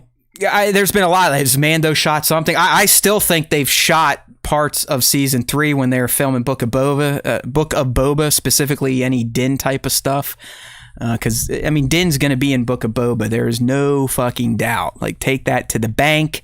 I'm probably not even gonna get up on my champions podium when that comes true, because it's such a no-brainer that he's gonna be involved. Disney is not gonna keep Din out of view for 2 years straight. There's just no fucking way. No way. Got to keep him in the mind's eye. So yeah, good shit there. Carl Weathers directing and starring in season 3 of Grief Mando. Cardboard is back in front and behind the camera, so that's a good there thing. We go. This next piece here is just a quick little. This was funny. I'm surprised you posted this. I saw this too. I don't know if you picked it up on Reddit, but this Bill Burr story, it's actually, it kind of made me like him a bit more, because he kind of comes clean. He's like, listen, I don't fucking hate Star Wars. I just know I can get a reaction out of you rubes, basically. Yeah, exactly. Like he was talking on a podcast. Your Mom's House is the name of the podcast, and he was just telling the story of like how he got the role. And this was his quote. So he says, I went to Mike Binder's birthday party and John was there. He said, hey, we're writing this thing and we kind of have you in mind. Do you want to do it? And I was like, well, I don't know, John. I've teased Star Wars people a lot. And then John says, I know, I listen to the podcast. I think it would be funny if we got so you in John's trolling his own fan base, basically. John's like, yeah, that's why I want you. And then Burr says that his wife was kicking him under the table, and he's like, "All right, I'll." Yeah, she's like, she's like, Bill, I know you make a ton of fucking money selling out arenas, but we're talking Star Wars. Like, you will have action figures created after you.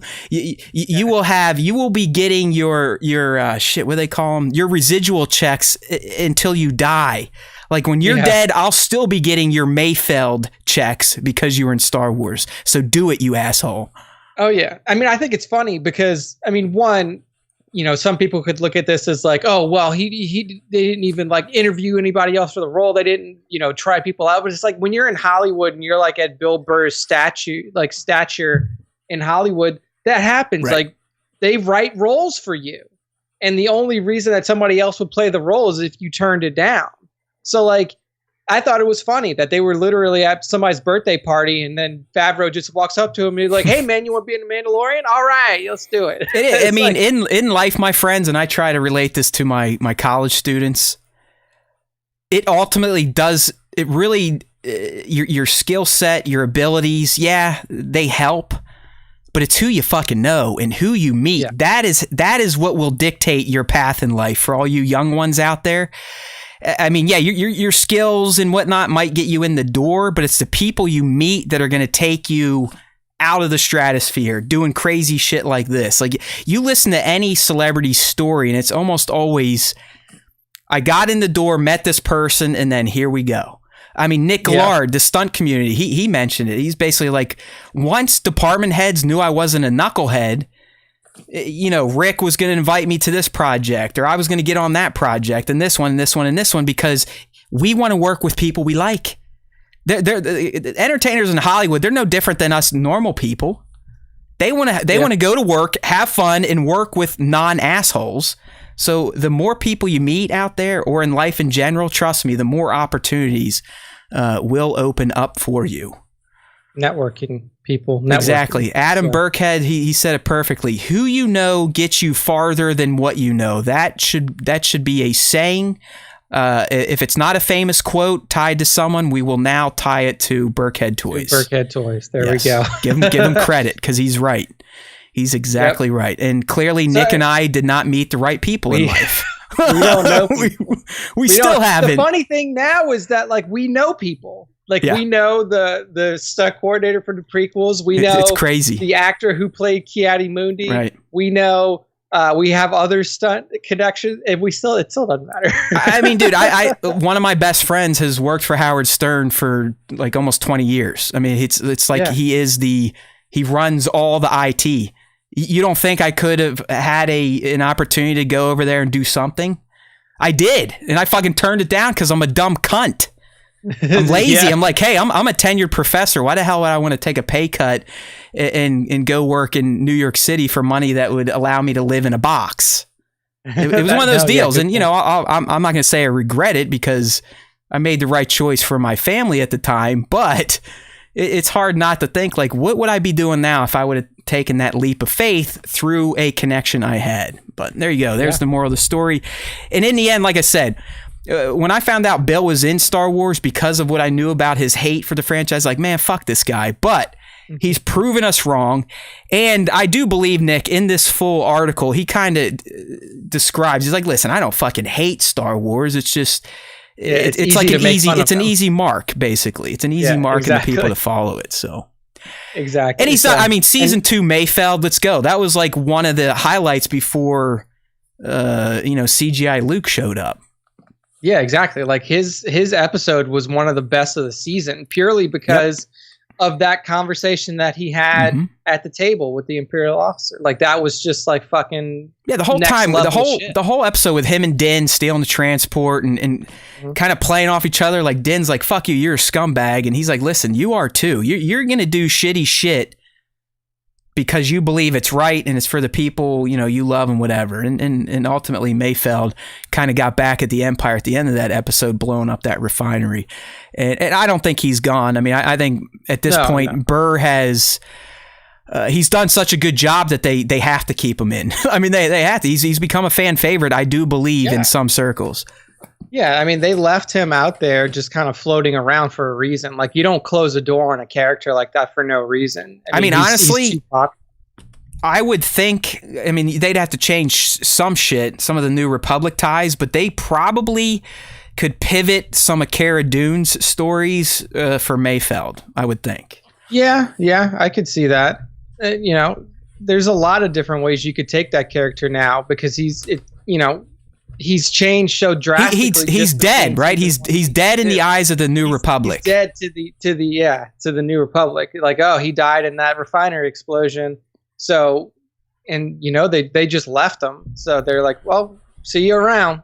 We got one six shooter is he's commenting on fake Luke in episode 8 saying Mayfeld looked better. And the funny thing is, you don't know what Mayfeld looked like, Trevor. I know what Mayfeld looked like because he was an old Legends character, and he doesn't look anything like. Damn Silver. It! He wasn't bald. So what do you know? He wasn't Trevor? A ginger. Ah! There's some Star Wars humor going around for Legends people, and they're like, hey, maybe Luke in The Mandalorian is actually Luke. Like was it spelled Luuke, clone Luke, like evil Luke from Mount Tantus? That's what I said last episode. There's people now going around like, look, what if the Luke that showed up in Mandalorian is actually Luke? Is actually clone. That's what I said. Go read the tape. Go back to the tape and listen to it. Because I almost said it too when we were talking about Mount Tantus. Again, I was like, this is setting up that clone Luke is the Luke. Look at this guy. I almost said it again. But I guarantee you, those fuckers out there who were saying it now, listen to the Star Wars Time show and they're stealing my takes. Yeah. Let the hate flow through you, Nick. It will only make you more powerful. I love it. I love when Nick gets angry. It's fun. No, I remember. I was adamant about that take. That's my take. Wouldn't that be a fucking dick kick if they pulled that rug from out under us? They're like, oh, by the way, Grogu actually is back on Mount Tantus right now because Luke came and got him. Dude, that would be. I don't think R2 would be hanging out with evil clone Luke though. So that's probably the but he's just a robot. You just make another R2 unit that looks just paint them the same color. I just like saying Luke because of the two U's. I mean, was that a fan thing or did they really spell the name Luuke? Or you don't remember because you. I can't remember. Anybody out there in the live stream, is that just like a fan thing out there, or was Dark Clone Luke actually spelled? No, it was actually Luuke. Really? Well, there's another reason that I don't feel bad that I missed the Legends. I'll tell you why. It's because the clone, like you were talking about the Sith that did it.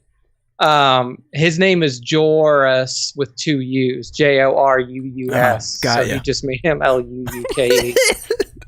Yep. So I still don't feel like I missed too much from the Legends with that type of shit. Luke, because my name is Luke. All right. Well, Bill Burr, I thought I hated you in Star Wars, but I quite appreciate what you've done. I actually think a character like Mayfeld is needed in Star Wars. You know, he's a little more hardcore than Solo, but that same kind of hard edge attitude. You know. Yeah, no, he's like a very grounded character too. So I really like how that it's spelled with two U's or two Utes, right? My cousin Vinny, two Utes. It's two Utes. Excuse me. All right, no, I watched Jungle Cruise finally. Oh yeah, and that one scene where Jesse from Breaking Bad is saying, "Jungle." He's like, no, he's like, use it in a sentence. Because he has like a German accent. He's trying to say jungle, but he's saying like, jungle. Into young. That movie's all right. I mean, it like you said, it's a little too long. I still think The Rock looked a little odd in his little sailor outfit, but the hat. Yeah, I you know what? That man could be in anything, and I'm still going to semi appreciate it. And I love Emily Blunt, and I think the two had pretty good chemistry together. Plus the dude, what's it, McGregor, the gay man? I thought he was pretty fun too. So oh, dude, he was great. He was great. Yeah, no, I really liked him. Well, they put that paint on him. He's like, ooh, look, they put me in their tribe, and he's like, yeah, that's tattoo ink. That's gonna be on for a while.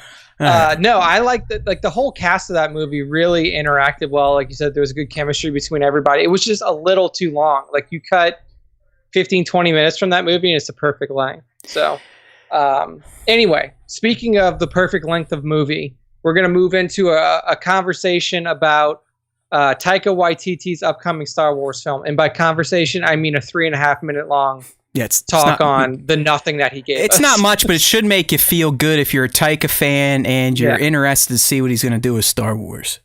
Yeah, so he had a little conversation with Wired over the weekend, and it was mostly due to the fact that Thor Love and Thunder had wrapped production, but once you're attached to Star Wars, every interview you do is a Star Wars interview. So, of course, the question came up about, what he's going to be doing next after Thor Love and Thunder. He says that he's going to be diving headlong into his Star Wars movie, and they asked him, like, can you tell us anything about it? Here are the couple of quotes that he gave. He said, it's still set in the EXT space stage. If you have ever read like a screenplay. Scripts, yeah, that's how they say things. But we've got a story. I'm really excited by it because it feels very me. Right there. That's the key sentence. That was really the big takeaway from this whole article. I'm really excited by it because it feels very me. And if you've seen Taika movies recently, Ragnarok, what's the homeboy one we liked, the Nazi one? Jojo's Rabbit. Even his TV show. Free Guy, did you see it? I want to see Free Guy. I saw Free Guy this weekend. If I took a 5-year-old to it, would she hate it? Like, would it? Oh no, dude, she would love it. She would love it because it's like video gamey. And I tried to sell her on the trailer, and she stuck with it for about 30 seconds. Was like, yeah, fuck this. It looks stupid. Bright colors and stuff. I know. No, dude, I thought like the HUD or something would be like animation. Maybe that could loop her in because I've showed her other PG-13. I'm not so much worried about the swear words. It's just like, is it content that is she just gonna gloss over and fucking be like, can we get out of here, Dad, or fall asleep type of shit? But Taika, dude, I think she would stay with it. He's the bad guy in Free Guy. Taika, so essentially, Free Guy is a movie about a video game that has a like artificial intelligence built into its NPCs, and one of the NPCs like goes off on a tangent and like essentially becomes sentient. And Taika plays the creator of the game, this guy Antoine, and he's hilarious, dude. He's just like this. He's like a New Zealand bro. Like he's like super bro-y in it. It's great. But the movie itself is also really just good, straight up. Yes, What We Do in the Shadows. That's his TV. That's his TV show that just got renewed, and that is also another fucking hilarious show. It's so good. I mean, how many times can we say hilarious with Taika? So I think it's pretty clear what this guy does, and that's why I'm going to circle all the way back to the line. I'm really excited because it feels very me. Yeah, and that's exciting to me because.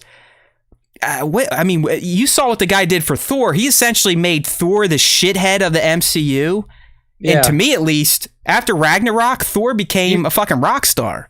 Yeah, he also resurrected that franchise because by all accounts, Chris Hemsworth was essentially done with Thor before Ragnarok. He's like, this character's flat. There's nothing you can do with it. It's just bullshit. And then like, Taika comes in, does Ragnarok, and then fucking Hemsworth is in love with Thor again. Yeah, man.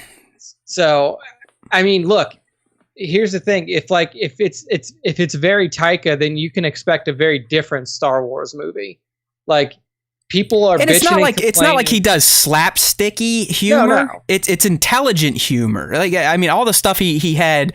Gladiator Hulk and Thor doing was fucking hilarious. Like even when he went back to Bruce was hilarious. Jumping out of the fucking plane and not being able to change, and you see Ruffalo just thud off of the Bifrost Bridge is like like if you want to take it in a direction that like Star Wars people may be a little bit more able to kind of wrap their head around, like Jojo Rabbit's probably the better example because it's taking a very serious subject matter, which that's a good call. Hitler Youth towards the end of World War II, but he extracts comedy and he extracts emotion from it. Mm-hmm. And like you watch, that's why that movie won an Oscar. Right. Like you watch that movie and you're like, you're watching a movie about Hitler. And he won it, Nick. He won it for writing, right? He won it for screenplay.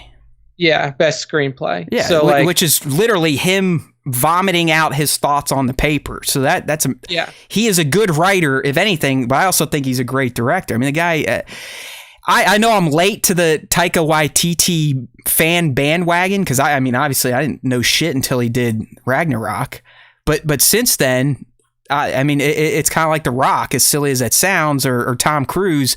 I'm going to go check out their fucking projects.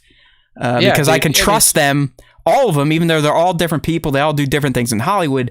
I can trust that I'm at least going to get entertained. I may not love the narrative, or it may not change my life, but I know for 2 hours or so, I'm gonna be entertained, smiling, if not maybe letting out some laugh out louds. Yeah. So I mean, I think that it's definitely going to be a little bit of a change in terms probably tonally for Star Wars, which it needs. I mean, like go back and watch all of the 9 Skywalker films. Like we need a tonal change to Star Wars because the tonality has always been the same. Yeah, like probably not your mom's on the phone jokes, right? Like it from TLJ. Like nothing like that. Like that. I mean, I wasn't as offended as many people, but after a while it does get pretty slapsticky, that whole scene. I don't think that Taika doesn't do gags. I mean, it's how he writes and the situations he gets his characters in, which produces the interesting scenes. Yeah. So I think that he will have a very different, interesting, and probably excellent take on the universe. And I mean, we still don't it's speculated that he's writing a story about like the dawn of the Jedi, essentially like early days. So you don't have anything to attach yourself to either. So it's not like you're going to go in there and be like, he made Luke Skywalker pee his pants or something like that. Like, like you're going to have nothing that you hold sacred in this movie because it's completely unattached from anything that you've ever seen before. So unless you're just the type of person who who only likes Star Wars one way, then I don't see a reason why. I mean, Nick, I don't know about you. I'm more excited for Taika's project than Rogue Squadron. Yeah, for sure. I mean, Rogue Squadron is going to be an iteration on something that we've already seen and we already kind of know about. I mean, like to a degree, Rogue Squadron is taking the familiar and just presenting it to you through a different lens. Don't get me wrong, there's nothing against Patty. I love Star Wars familiar too, but like Nick was saying, it's probably time, kind of like they've been trying in live action, trying new things in Star Wars. It probably is time for a Star Wars movie to maybe not be so goddamn serious. Maybe adopt a slightly lighter tone. I don't think Star Wars doesn't even really have the MCU's potential for humor, but a little more levity probably isn't going to hurt it, and it would definitely make it feel unique. Yeah, and that's he also commented on that. So like one of the interviewer questions was like, how do you match Star Wars with your irreverent tone? Which is like, I wouldn't necessarily call his movies irreverent, but he said this. He says, I tend to go down that little sincerity alleyway in my films. I like to fool the viewer into thinking, haha, it's this, and then them going, damn it, you made me feel something. So like I was saying with Jojo Rabbit, like you're getting comedy thrown at you in this situation where you're like, should I be laughing? This is about Nazi Germany. Yeah. And then you see the little kid's mom hanging from the Nazis, and you're like, oh, Jesus. Like he hits you with the emotions, he hits you with the comedy, and it all makes sense the way he does it. Yep. So I think that Star Wars needs something like that. You can only watch, we've already gotten 11 movies where essentially, like, the only tonally different one was Solo. Like all of the other ones, including Rogue One, prequels, sequels, all of them tonally were pretty much. They're all pretty heavy. Bad guys are terrible, and the good guys are a merry band of heroes that are going up against insurmountable odds. Yeah, like you sprinkle a couple of laughs in there, and then that's kind of the Star Wars formula. Solo went a little bit outside of that. It gave you a different lens at it, and people hated it, but but that's the thing is like when you have a franchise like Star Wars that's essentially done the same exact thing for fucking 50 years almost. When you make one tweak to the formula, people fucking start to cry like little bitches. So, but this guy is not an Oscar winner for no reason. Like I feel very safe in his hands. So, I am extremely looking forward to his movie. So. Nick, I know you don't go on Instagram a lot, but I steady got ad affected on Instagram from Enzo Rings. Really? They make like these rubber Star Wars, like officially licensed Star Wars rings. Yeah. They're $44 a piece, or you could buy the whole set for $200. So as a man that doesn't wear jewelry outside of his wedding band, I was like, oh yeah, I definitely need the $200 set with 6 rings in it. And they showed up, and I'll tell you what, they're fucking badass. I got by Instagram advertising, and it turned out to be a pretty good buy. I'm wearing the Mando today. But the set comes with a Mando, a Vader, a Stormtrooper, a Grogu who's green, and R2 who's blue, and a C-3PO who's yellow. But yeah, I got. I just thought, because I know some of you motherfuckers that are on Instagram as much as I do and are farting around in Star Wars content. I know you've gotten that Enzo Rings ad, and I'm the idiot that clicked on it and went fully down the rabbit hole and added it to cart. And they're here, but I'm happy. I no longer have to wear a wedding ring that always feels like it's going to fall off because I got married when I was kind of fucking fat. So it's nice to have one that if I jump into a water, I don't have to do the thumb hold maneuver, right? Yeah. To make sure it doesn't fall off. So there you go. Gotta get that resized. I got fucking sold, man. I got capitalism. It was ridiculous. All right, we got one other nothing piece to hit you guys with before we get into the fan segment this week. Steady nothing, Nick, but I think this is the first, kind of the first warning for Star Wars Day 2021. Yeah, so Disney has announced Disney Plus Day for November 12th, 2021. Do you not think it's going to be similar to the event last December where Kathleen was like, and this character gets a show, and this character gets a show, and this franchise gets a show? Or is this more going to be, hey, maybe here's a look at Kenobi? Yeah, I think it may focus... Or Book of Boba. The one last year, it was like a... Yeah, I mean, it was very different. It was a very special event, and it was more of like we all remember that. Like we remember like the big fucking the dick on the table. Here's all the shit coming out for Disney Plus for Star Wars and Marvel. But honestly, like most of that call before that was like, all right, the numbers for APAC on Hulu. This is like there was a lot of like, it was like a business call mostly. But I think that this will be kind of like going over like, hey, here are all the announced projects that you guys know about. Here's a first look at them. So maybe November 12th we'll get hopefully it's not the first trailer. Maybe it's like the last trailer, a sizzle reel for Book of Boba. You know, maybe you'll get a little B-roll look at Kenobi at that point in time. They would definitely have a few months under the belt in Kenobi Post to have some footage posted. But I don't know. I have a feeling like November 12th we're gonna get something Star Wars related. Because I don't think you whip out a Disney Plus day without honoring the franchise that essentially turned your streaming service into an overnight success. I mean, let's be real. The Mandalorian is why, and Star Wars content is why Disney Plus is where it's at today. Yes, in 2021 the MCU stuff started to kick in, but until then, all of 19 and 20 it was Star Wars, and you don't generate those subscriber numbers, which Nick is telling me they're already, they're a few million away from Netflix already, and they've only been around. They'll be around 2 years this November. 2 fucking years they've caught up to Netflix. But I believe most of that ground was made up on the backs of Star Wars fans and the Star Wars content. So if you're going to have a Disney Plus day, you got to bend the knee to Star Wars and honor it in some capacity, right?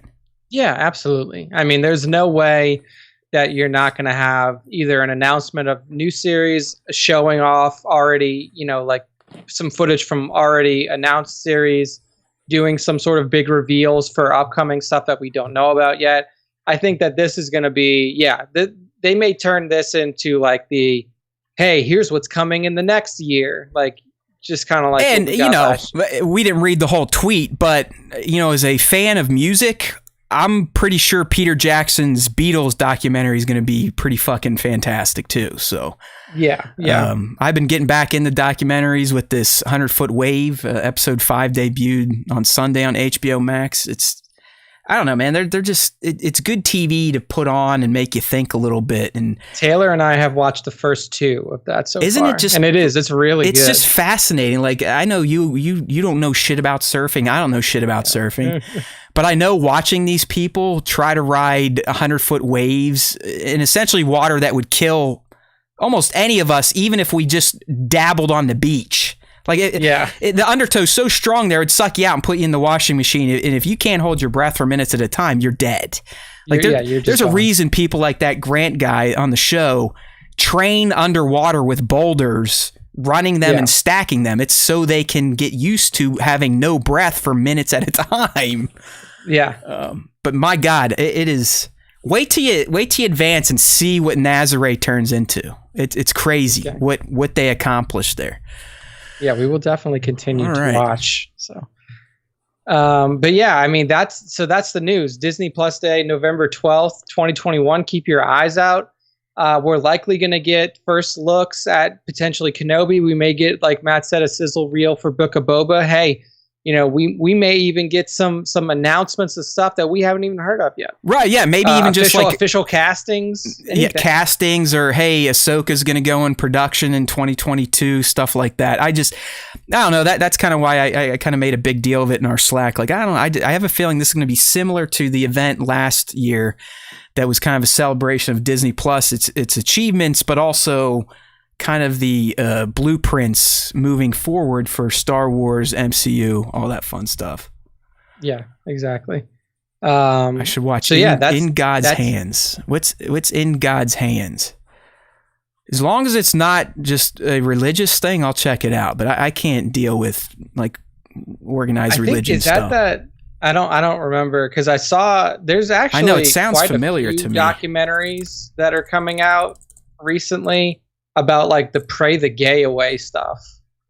Like, I don't know if that's what that is or not. Sure. Never mind. In God's Hands, 1998 movie. Oh, got you. About 3 pro surfers that travel to Madagascar in search of the ultimate wave. That's funny, because now what they're doing, like, this is pussy shit compared to what Grant and them are doing at Nazare, or Nazare, as the Portuguese call it.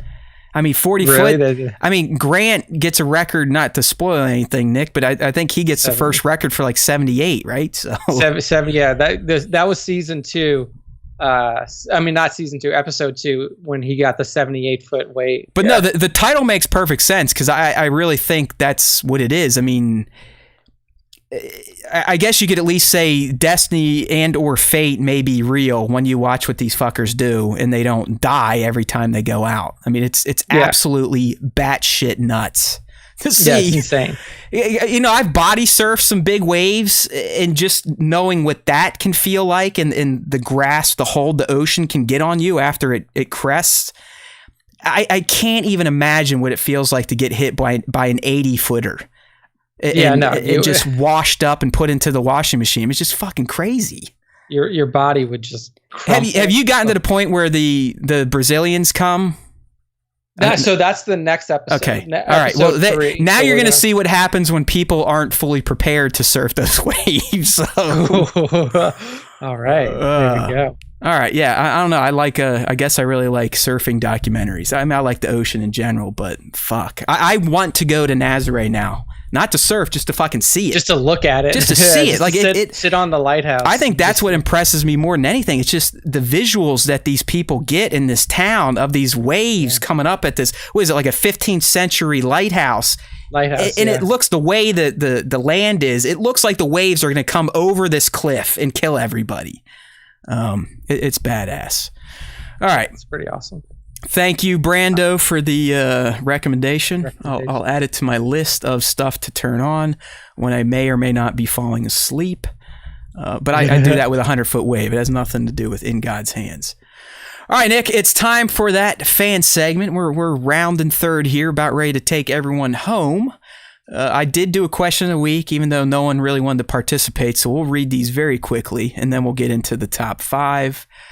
It'd be nice if Slack would actually pop up. You can. There you go. I got it pulled up, so I can read the first. All right, yeah. You just start reading. What was your favorite moment from the Bad Batch season 1? Not just the finale, the whole thing. There you go. And apparently that was too much for everyone, because I think we got 5 comments and one story response.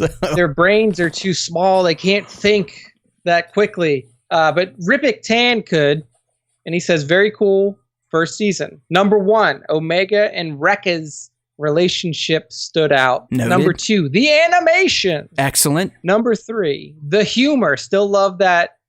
Is there an echo in here, Joe? Number 4, Kevin Kiner brought that music heat. He did steal a little bit from Williams there in part 1 to really put him over the top, but Kevin did a good job.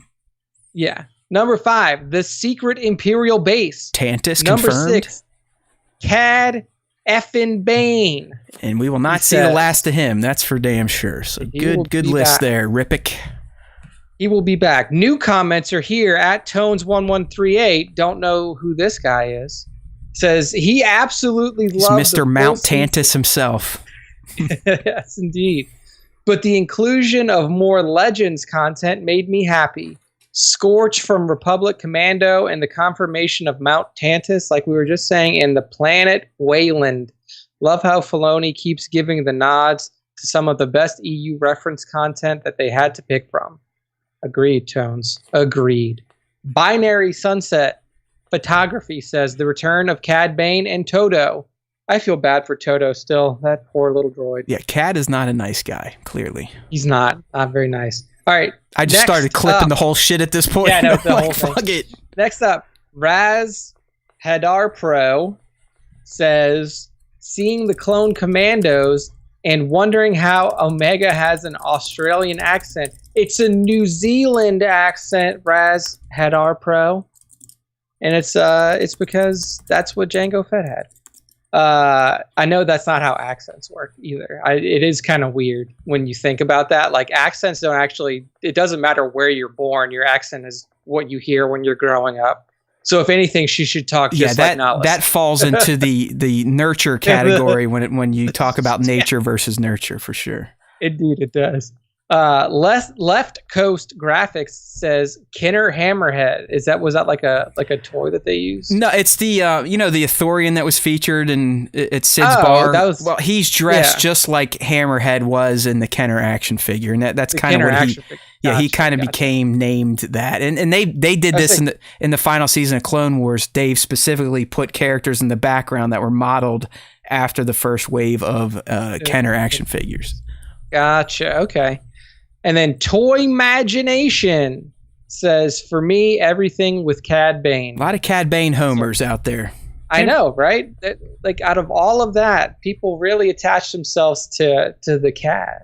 So, but yeah, I mean, rightfully so. He was a very popular character in Clone Wars, and we never really knew his true fate. It really was big, and it's because of the now aborted duel. I mean, that it was huge for a lot of nuts like us that thought, okay, well, off screen he gets wasted. We just never saw it because of the sale to Disney. But like he's known to do, Filoni is reversing course, rebooting things with Cad, and I believe Cad will definitely show up in the Bad Batch a few more times.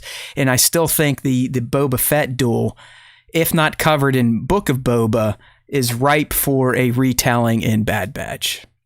Yeah, agreed. So there we go. Thank you all for the responses to the question of the week. We may put this motherfucker on hold for a little while. Yeah, it's going to get tough again. I'm actually going to have to start thinking about questions of the week now because we can't take the easy way out. There's no easy ones. Write your own Star Wars movie in the comments. No, don't do that. All right. Well, it's time to move into the final segment of the day. Everyone's favorite, or at least those who joined the live stream. And that is the top 5 Star Wars fan artist features of the week, counting 8-9 through 8-16. Real quick, I'll do my spiel if you are new here, since there were, a couple hundred new downloads last week. If you want to get involved with this and you find yourself to be a Star Wars fan that likes to dabble in some art, maybe some tattoos, you never know. It really doesn't matter. You could even make art with your fecal matter and we may share it.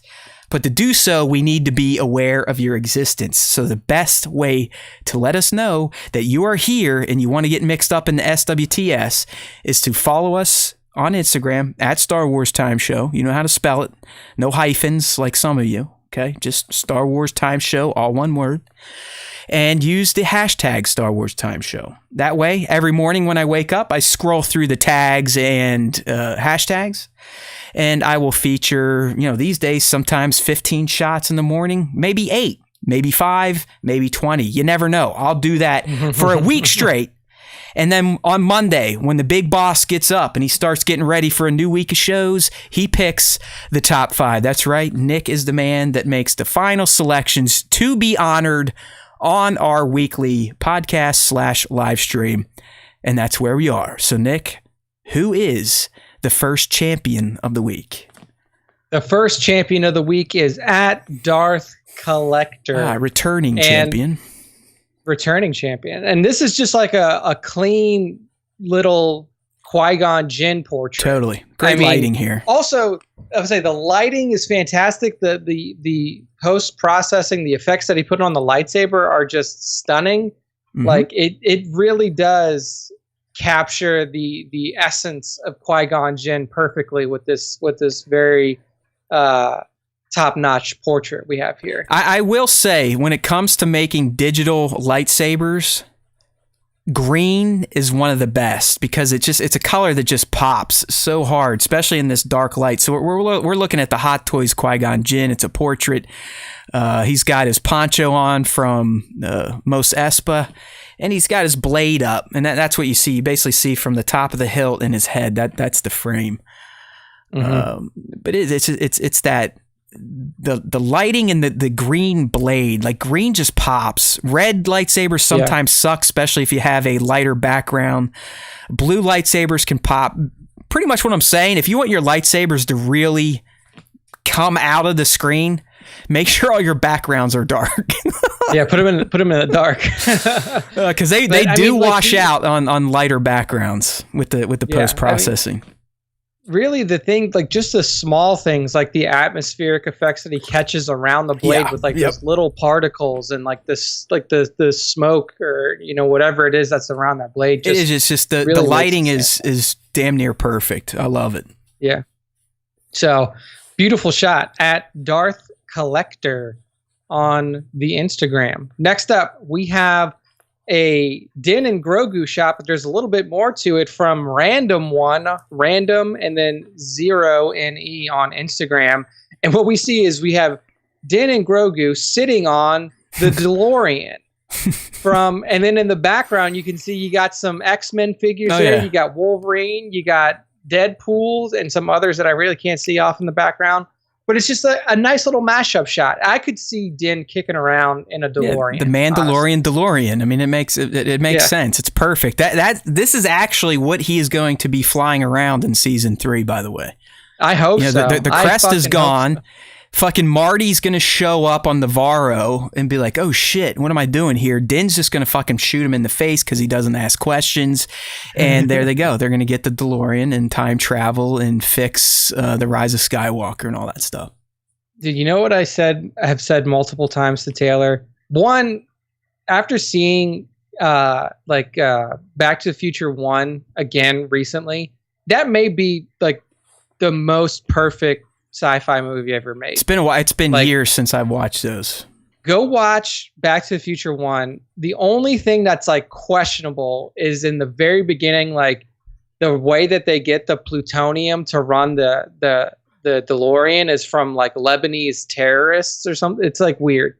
Like that part's weird, but that whole movie is like damn near perfect. There's nothing wrong with it. And also I've told Taylor multiple times that eventually, when I am a rich and powerful man, I just want to buy a DeLorean. Like I want to own a DeLorean. They're actually really shitty cars, and that's why they kind of died out. But they are highly collectible. Yeah, I know. I was like, you can find them here. I think there's actually like an official DeLorean, like resale. Yeah. Like no, it's like a club. I mean, it's 100% like a club. It's like Corvettes and whatnot. I mean, my buddy's dad had one, and I've been in one, and they are interesting, but they're not so interesting anymore in the year 2021 when I can get in my truck and it basically has like a TV screen in the middle of the console and I know. Apple Play, CarPlay, and all this shit. You get in a DeLorean. I mean, it's from the 80s. It looks like shit. It's like all analog, no digital, nothing. It's just so cool. It's such an iconic vehicle, especially if you're in this shot, it just really Mando and DeLorean's Back to the Future have no reason being mashed together, but it just fucking works here because, I mean, you could say it's Pedro Pascal doing some cosplay sitting on the hood of his car. It just is a great shot. I believe Tones initially dropped this in our Discord. Like, I don't know who did this, but it's awesome. And I ultimately found the artist at Random One, like Nick said. It's just, I don't know, man. Pedro, he's a beautiful looking man. He's a bad looking man when he wants to. And he just looks like, yeah, this is my fucking time machine, and you're going to have to kill me if you want to take it. It's so great. The man and the DeLorean. There we go. This next one here, this one's from at Black Series. You all know him, BLK SRS. I came back to this shot multiple times. Like, I was going through and I was picking the top 5. And like I clicked on this shot from Zay, and I was like, and then I kept scrolling, and I was going back up, and I clicked on it again, and I was like, and then I clicked on it 3 times before I was like, there's something that keeps. Yeah, you had to pick it at that point. Like you had your brain was not going to let you not pick it, and yes, he does. I mean, at BLK. SRS, he has the ability to take extremely simple shots and as Nick says, make them very eye-catching. And this isn't taken away from anything he's done, but if you go read this post, he literally says, I was running out the door to do something, and I saw the way the light was coming through my fence, so I quickly grabbed my ray and did a shot in like 15 minutes. So I mean, this was like just a random setup. He saw the light was doing something that got his brain going. And before he had to go to his appointment or whatever, he just threw down Ray and Dio and took a snap, sprayed some aerosol, and here we go. That's what he does. He takes the simple and makes it look refined. I mean, I've tried shooting with a fence as a background, and it always looks like there's a fucking fence back there. It doesn't look right. But as Nick said, there is something about this shot. It's just, I don't know. It's the way he frames it. Maybe it's the aperture he's using. Nick is right. It's hard to scroll by it.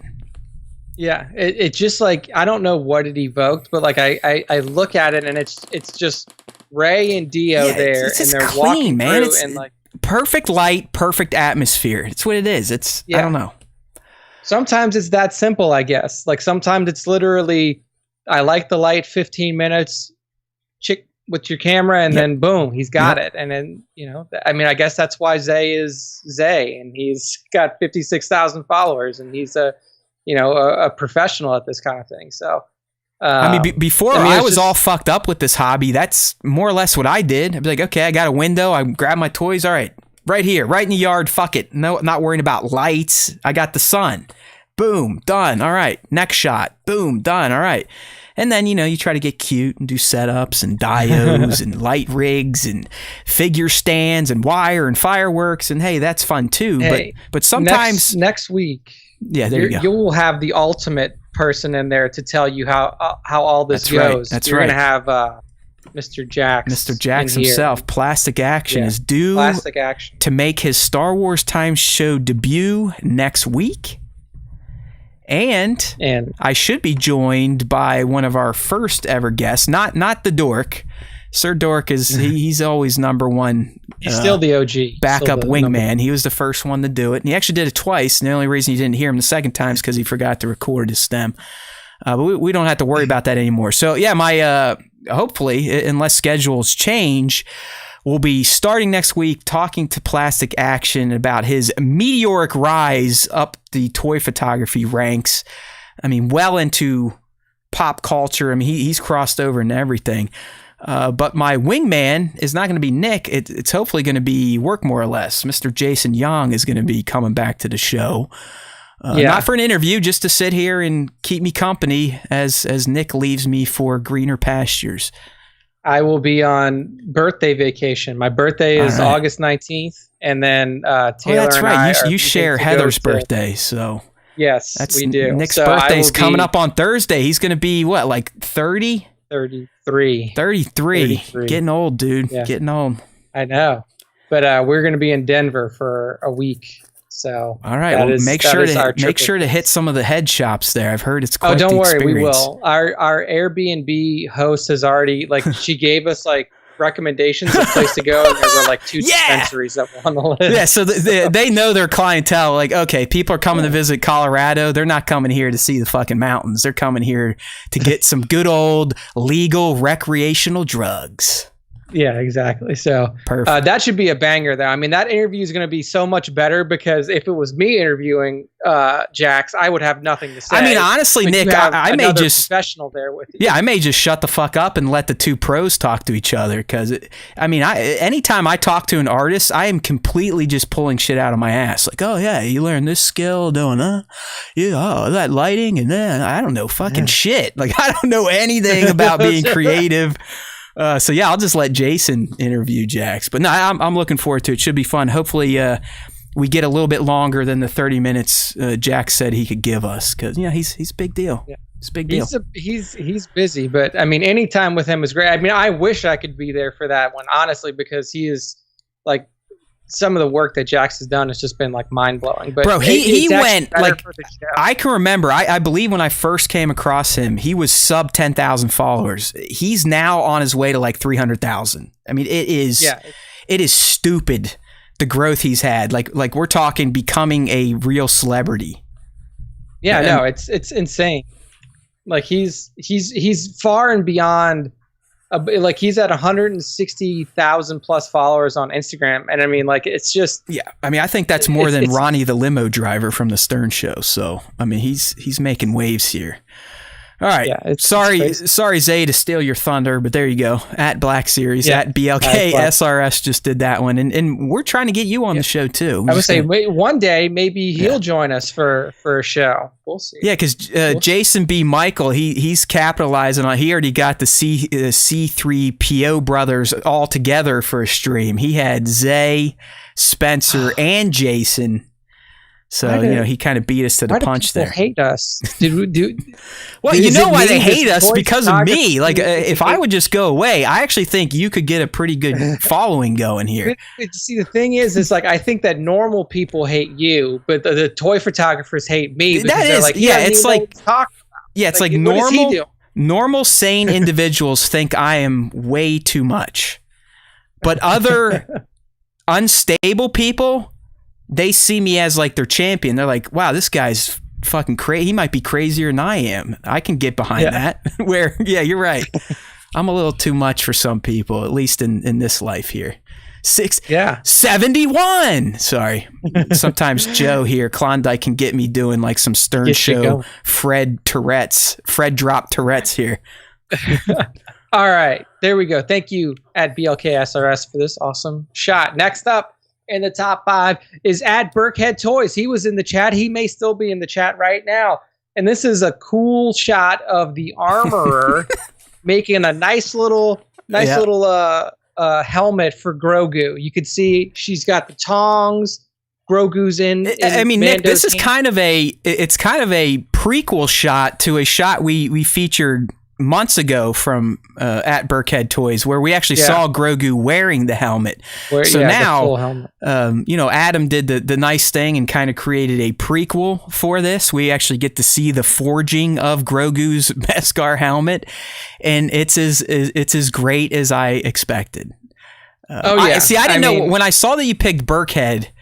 I didn't know if you're going to go with this one, but I also think his Wrecker on a wrecking ball shot was in this week. Oh, yeah. Did you remember seeing that one?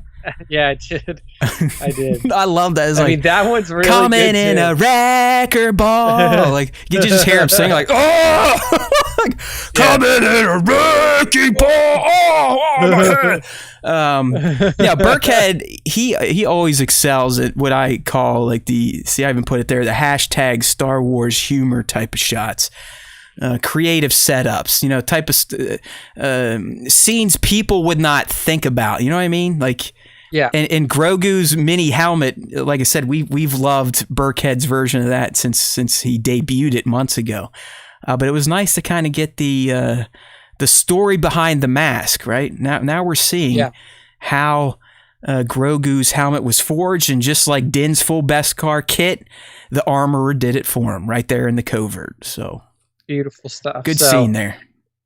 At Burkhead Toys on the IG, go give him a follow. And then if you go on his feed, you can see that wrecking. Yeah, let's pull it up real quick because it's a fun shot. It's a fun setup. He's got two. Yeah, there's two. I shared one the first one. One with the helmet. Yeah. He's coming in like a wrecka ball on the first one. The second one's just a tighter crop with the helmet, and you're getting some crazy light rays through that back panel. Yeah, through the back. But good stuff. Check them out at Burkhead Toys, BURKE Head TOYS on Instagram. There we go. And last but not least, this is just fucking stellar. This is so cool. This might be my favorite one. It's a poster shot, right? Like, this is you want to hang this in your house before your wall falls over. A movie, yeah. So this is from at photog.raffi. Get it? Photography. Except it's split, and his name is Raffi. So what we see here is I don't even know if this is a mash. I mean, it's kind of a mashup. What you have is Kylo and Rey outside, like hanging over the ropes of a boxing ring, and then you have Finn shirtless in the full Everlast boxing attire. Got the gloves, got the shorts, got the boxing shoes on. Yeah, they're like the ring men. Yeah, on a stool in the corner, and then you got the cut man BB-8 right there rolling up. It's just a fucking crazy shot. And the reason that I said that this could be like a mashup is because I don't know if this was supposed to be like a Creed shot. Was he like mimicking Creed with these characters? I think he just took some Force Awakened hot toys he had laying around with the Mike Tyson hot toy. And it's like, you know what? I'm going to plop Finn's head on there and see what happens. And this is what we got. It fucking looks great. It's so fucking good. Awesome. I mean, it is so good. Like Finn, I actually think the Hot Toys Finn with Tyson's body probably is better than the TFA Finn Hot Toys itself. Like Finn's head on that boxing body is perfect. It is, dude. Like I didn't even that's fucking insane. He's got that scowl, like his face is all scowled up. Like, what you gonna do, motherfucker? I'll take you out. Round 2, ding, ding, ding. Right? I know, dude. It's great. But yeah, Rey's like the ring lady. She's motivating him. Kylo, maybe he's got the towels or the spit bucket, and like you said, BB-8's the cut man. Rey's like Mickey. He's like, he's gonna murder you.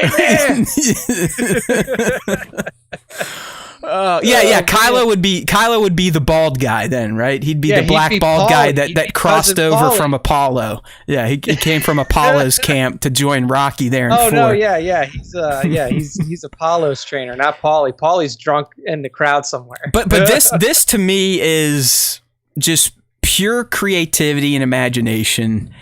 It's like I just want to interview the person. Like, where did this idea come from? Did you see the Tyson body and the Finn? You're like, hey, I could boop, boop, and get something out of this. Or did you think of putting them in a boxing scene? I don't know. It just, I don't know where the idea came from, what the genesis was, but the end result is just pure Star Wars mashup world awesomeness. Dude, if you look at his account too, so photog.raffi has 3,500 followers. All of his other shots, you had some that gets up to the 800s, mostly hanging around the 200-300 likes.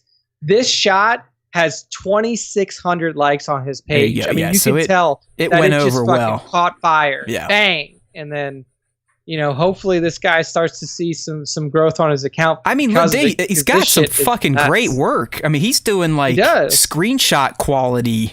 Like this shot of Hawkeye and Black Widow from Endgame. I mean, that's some good shit. Do you see this one of Batman? Do you see the one of Batman popping out of like the steamer pot?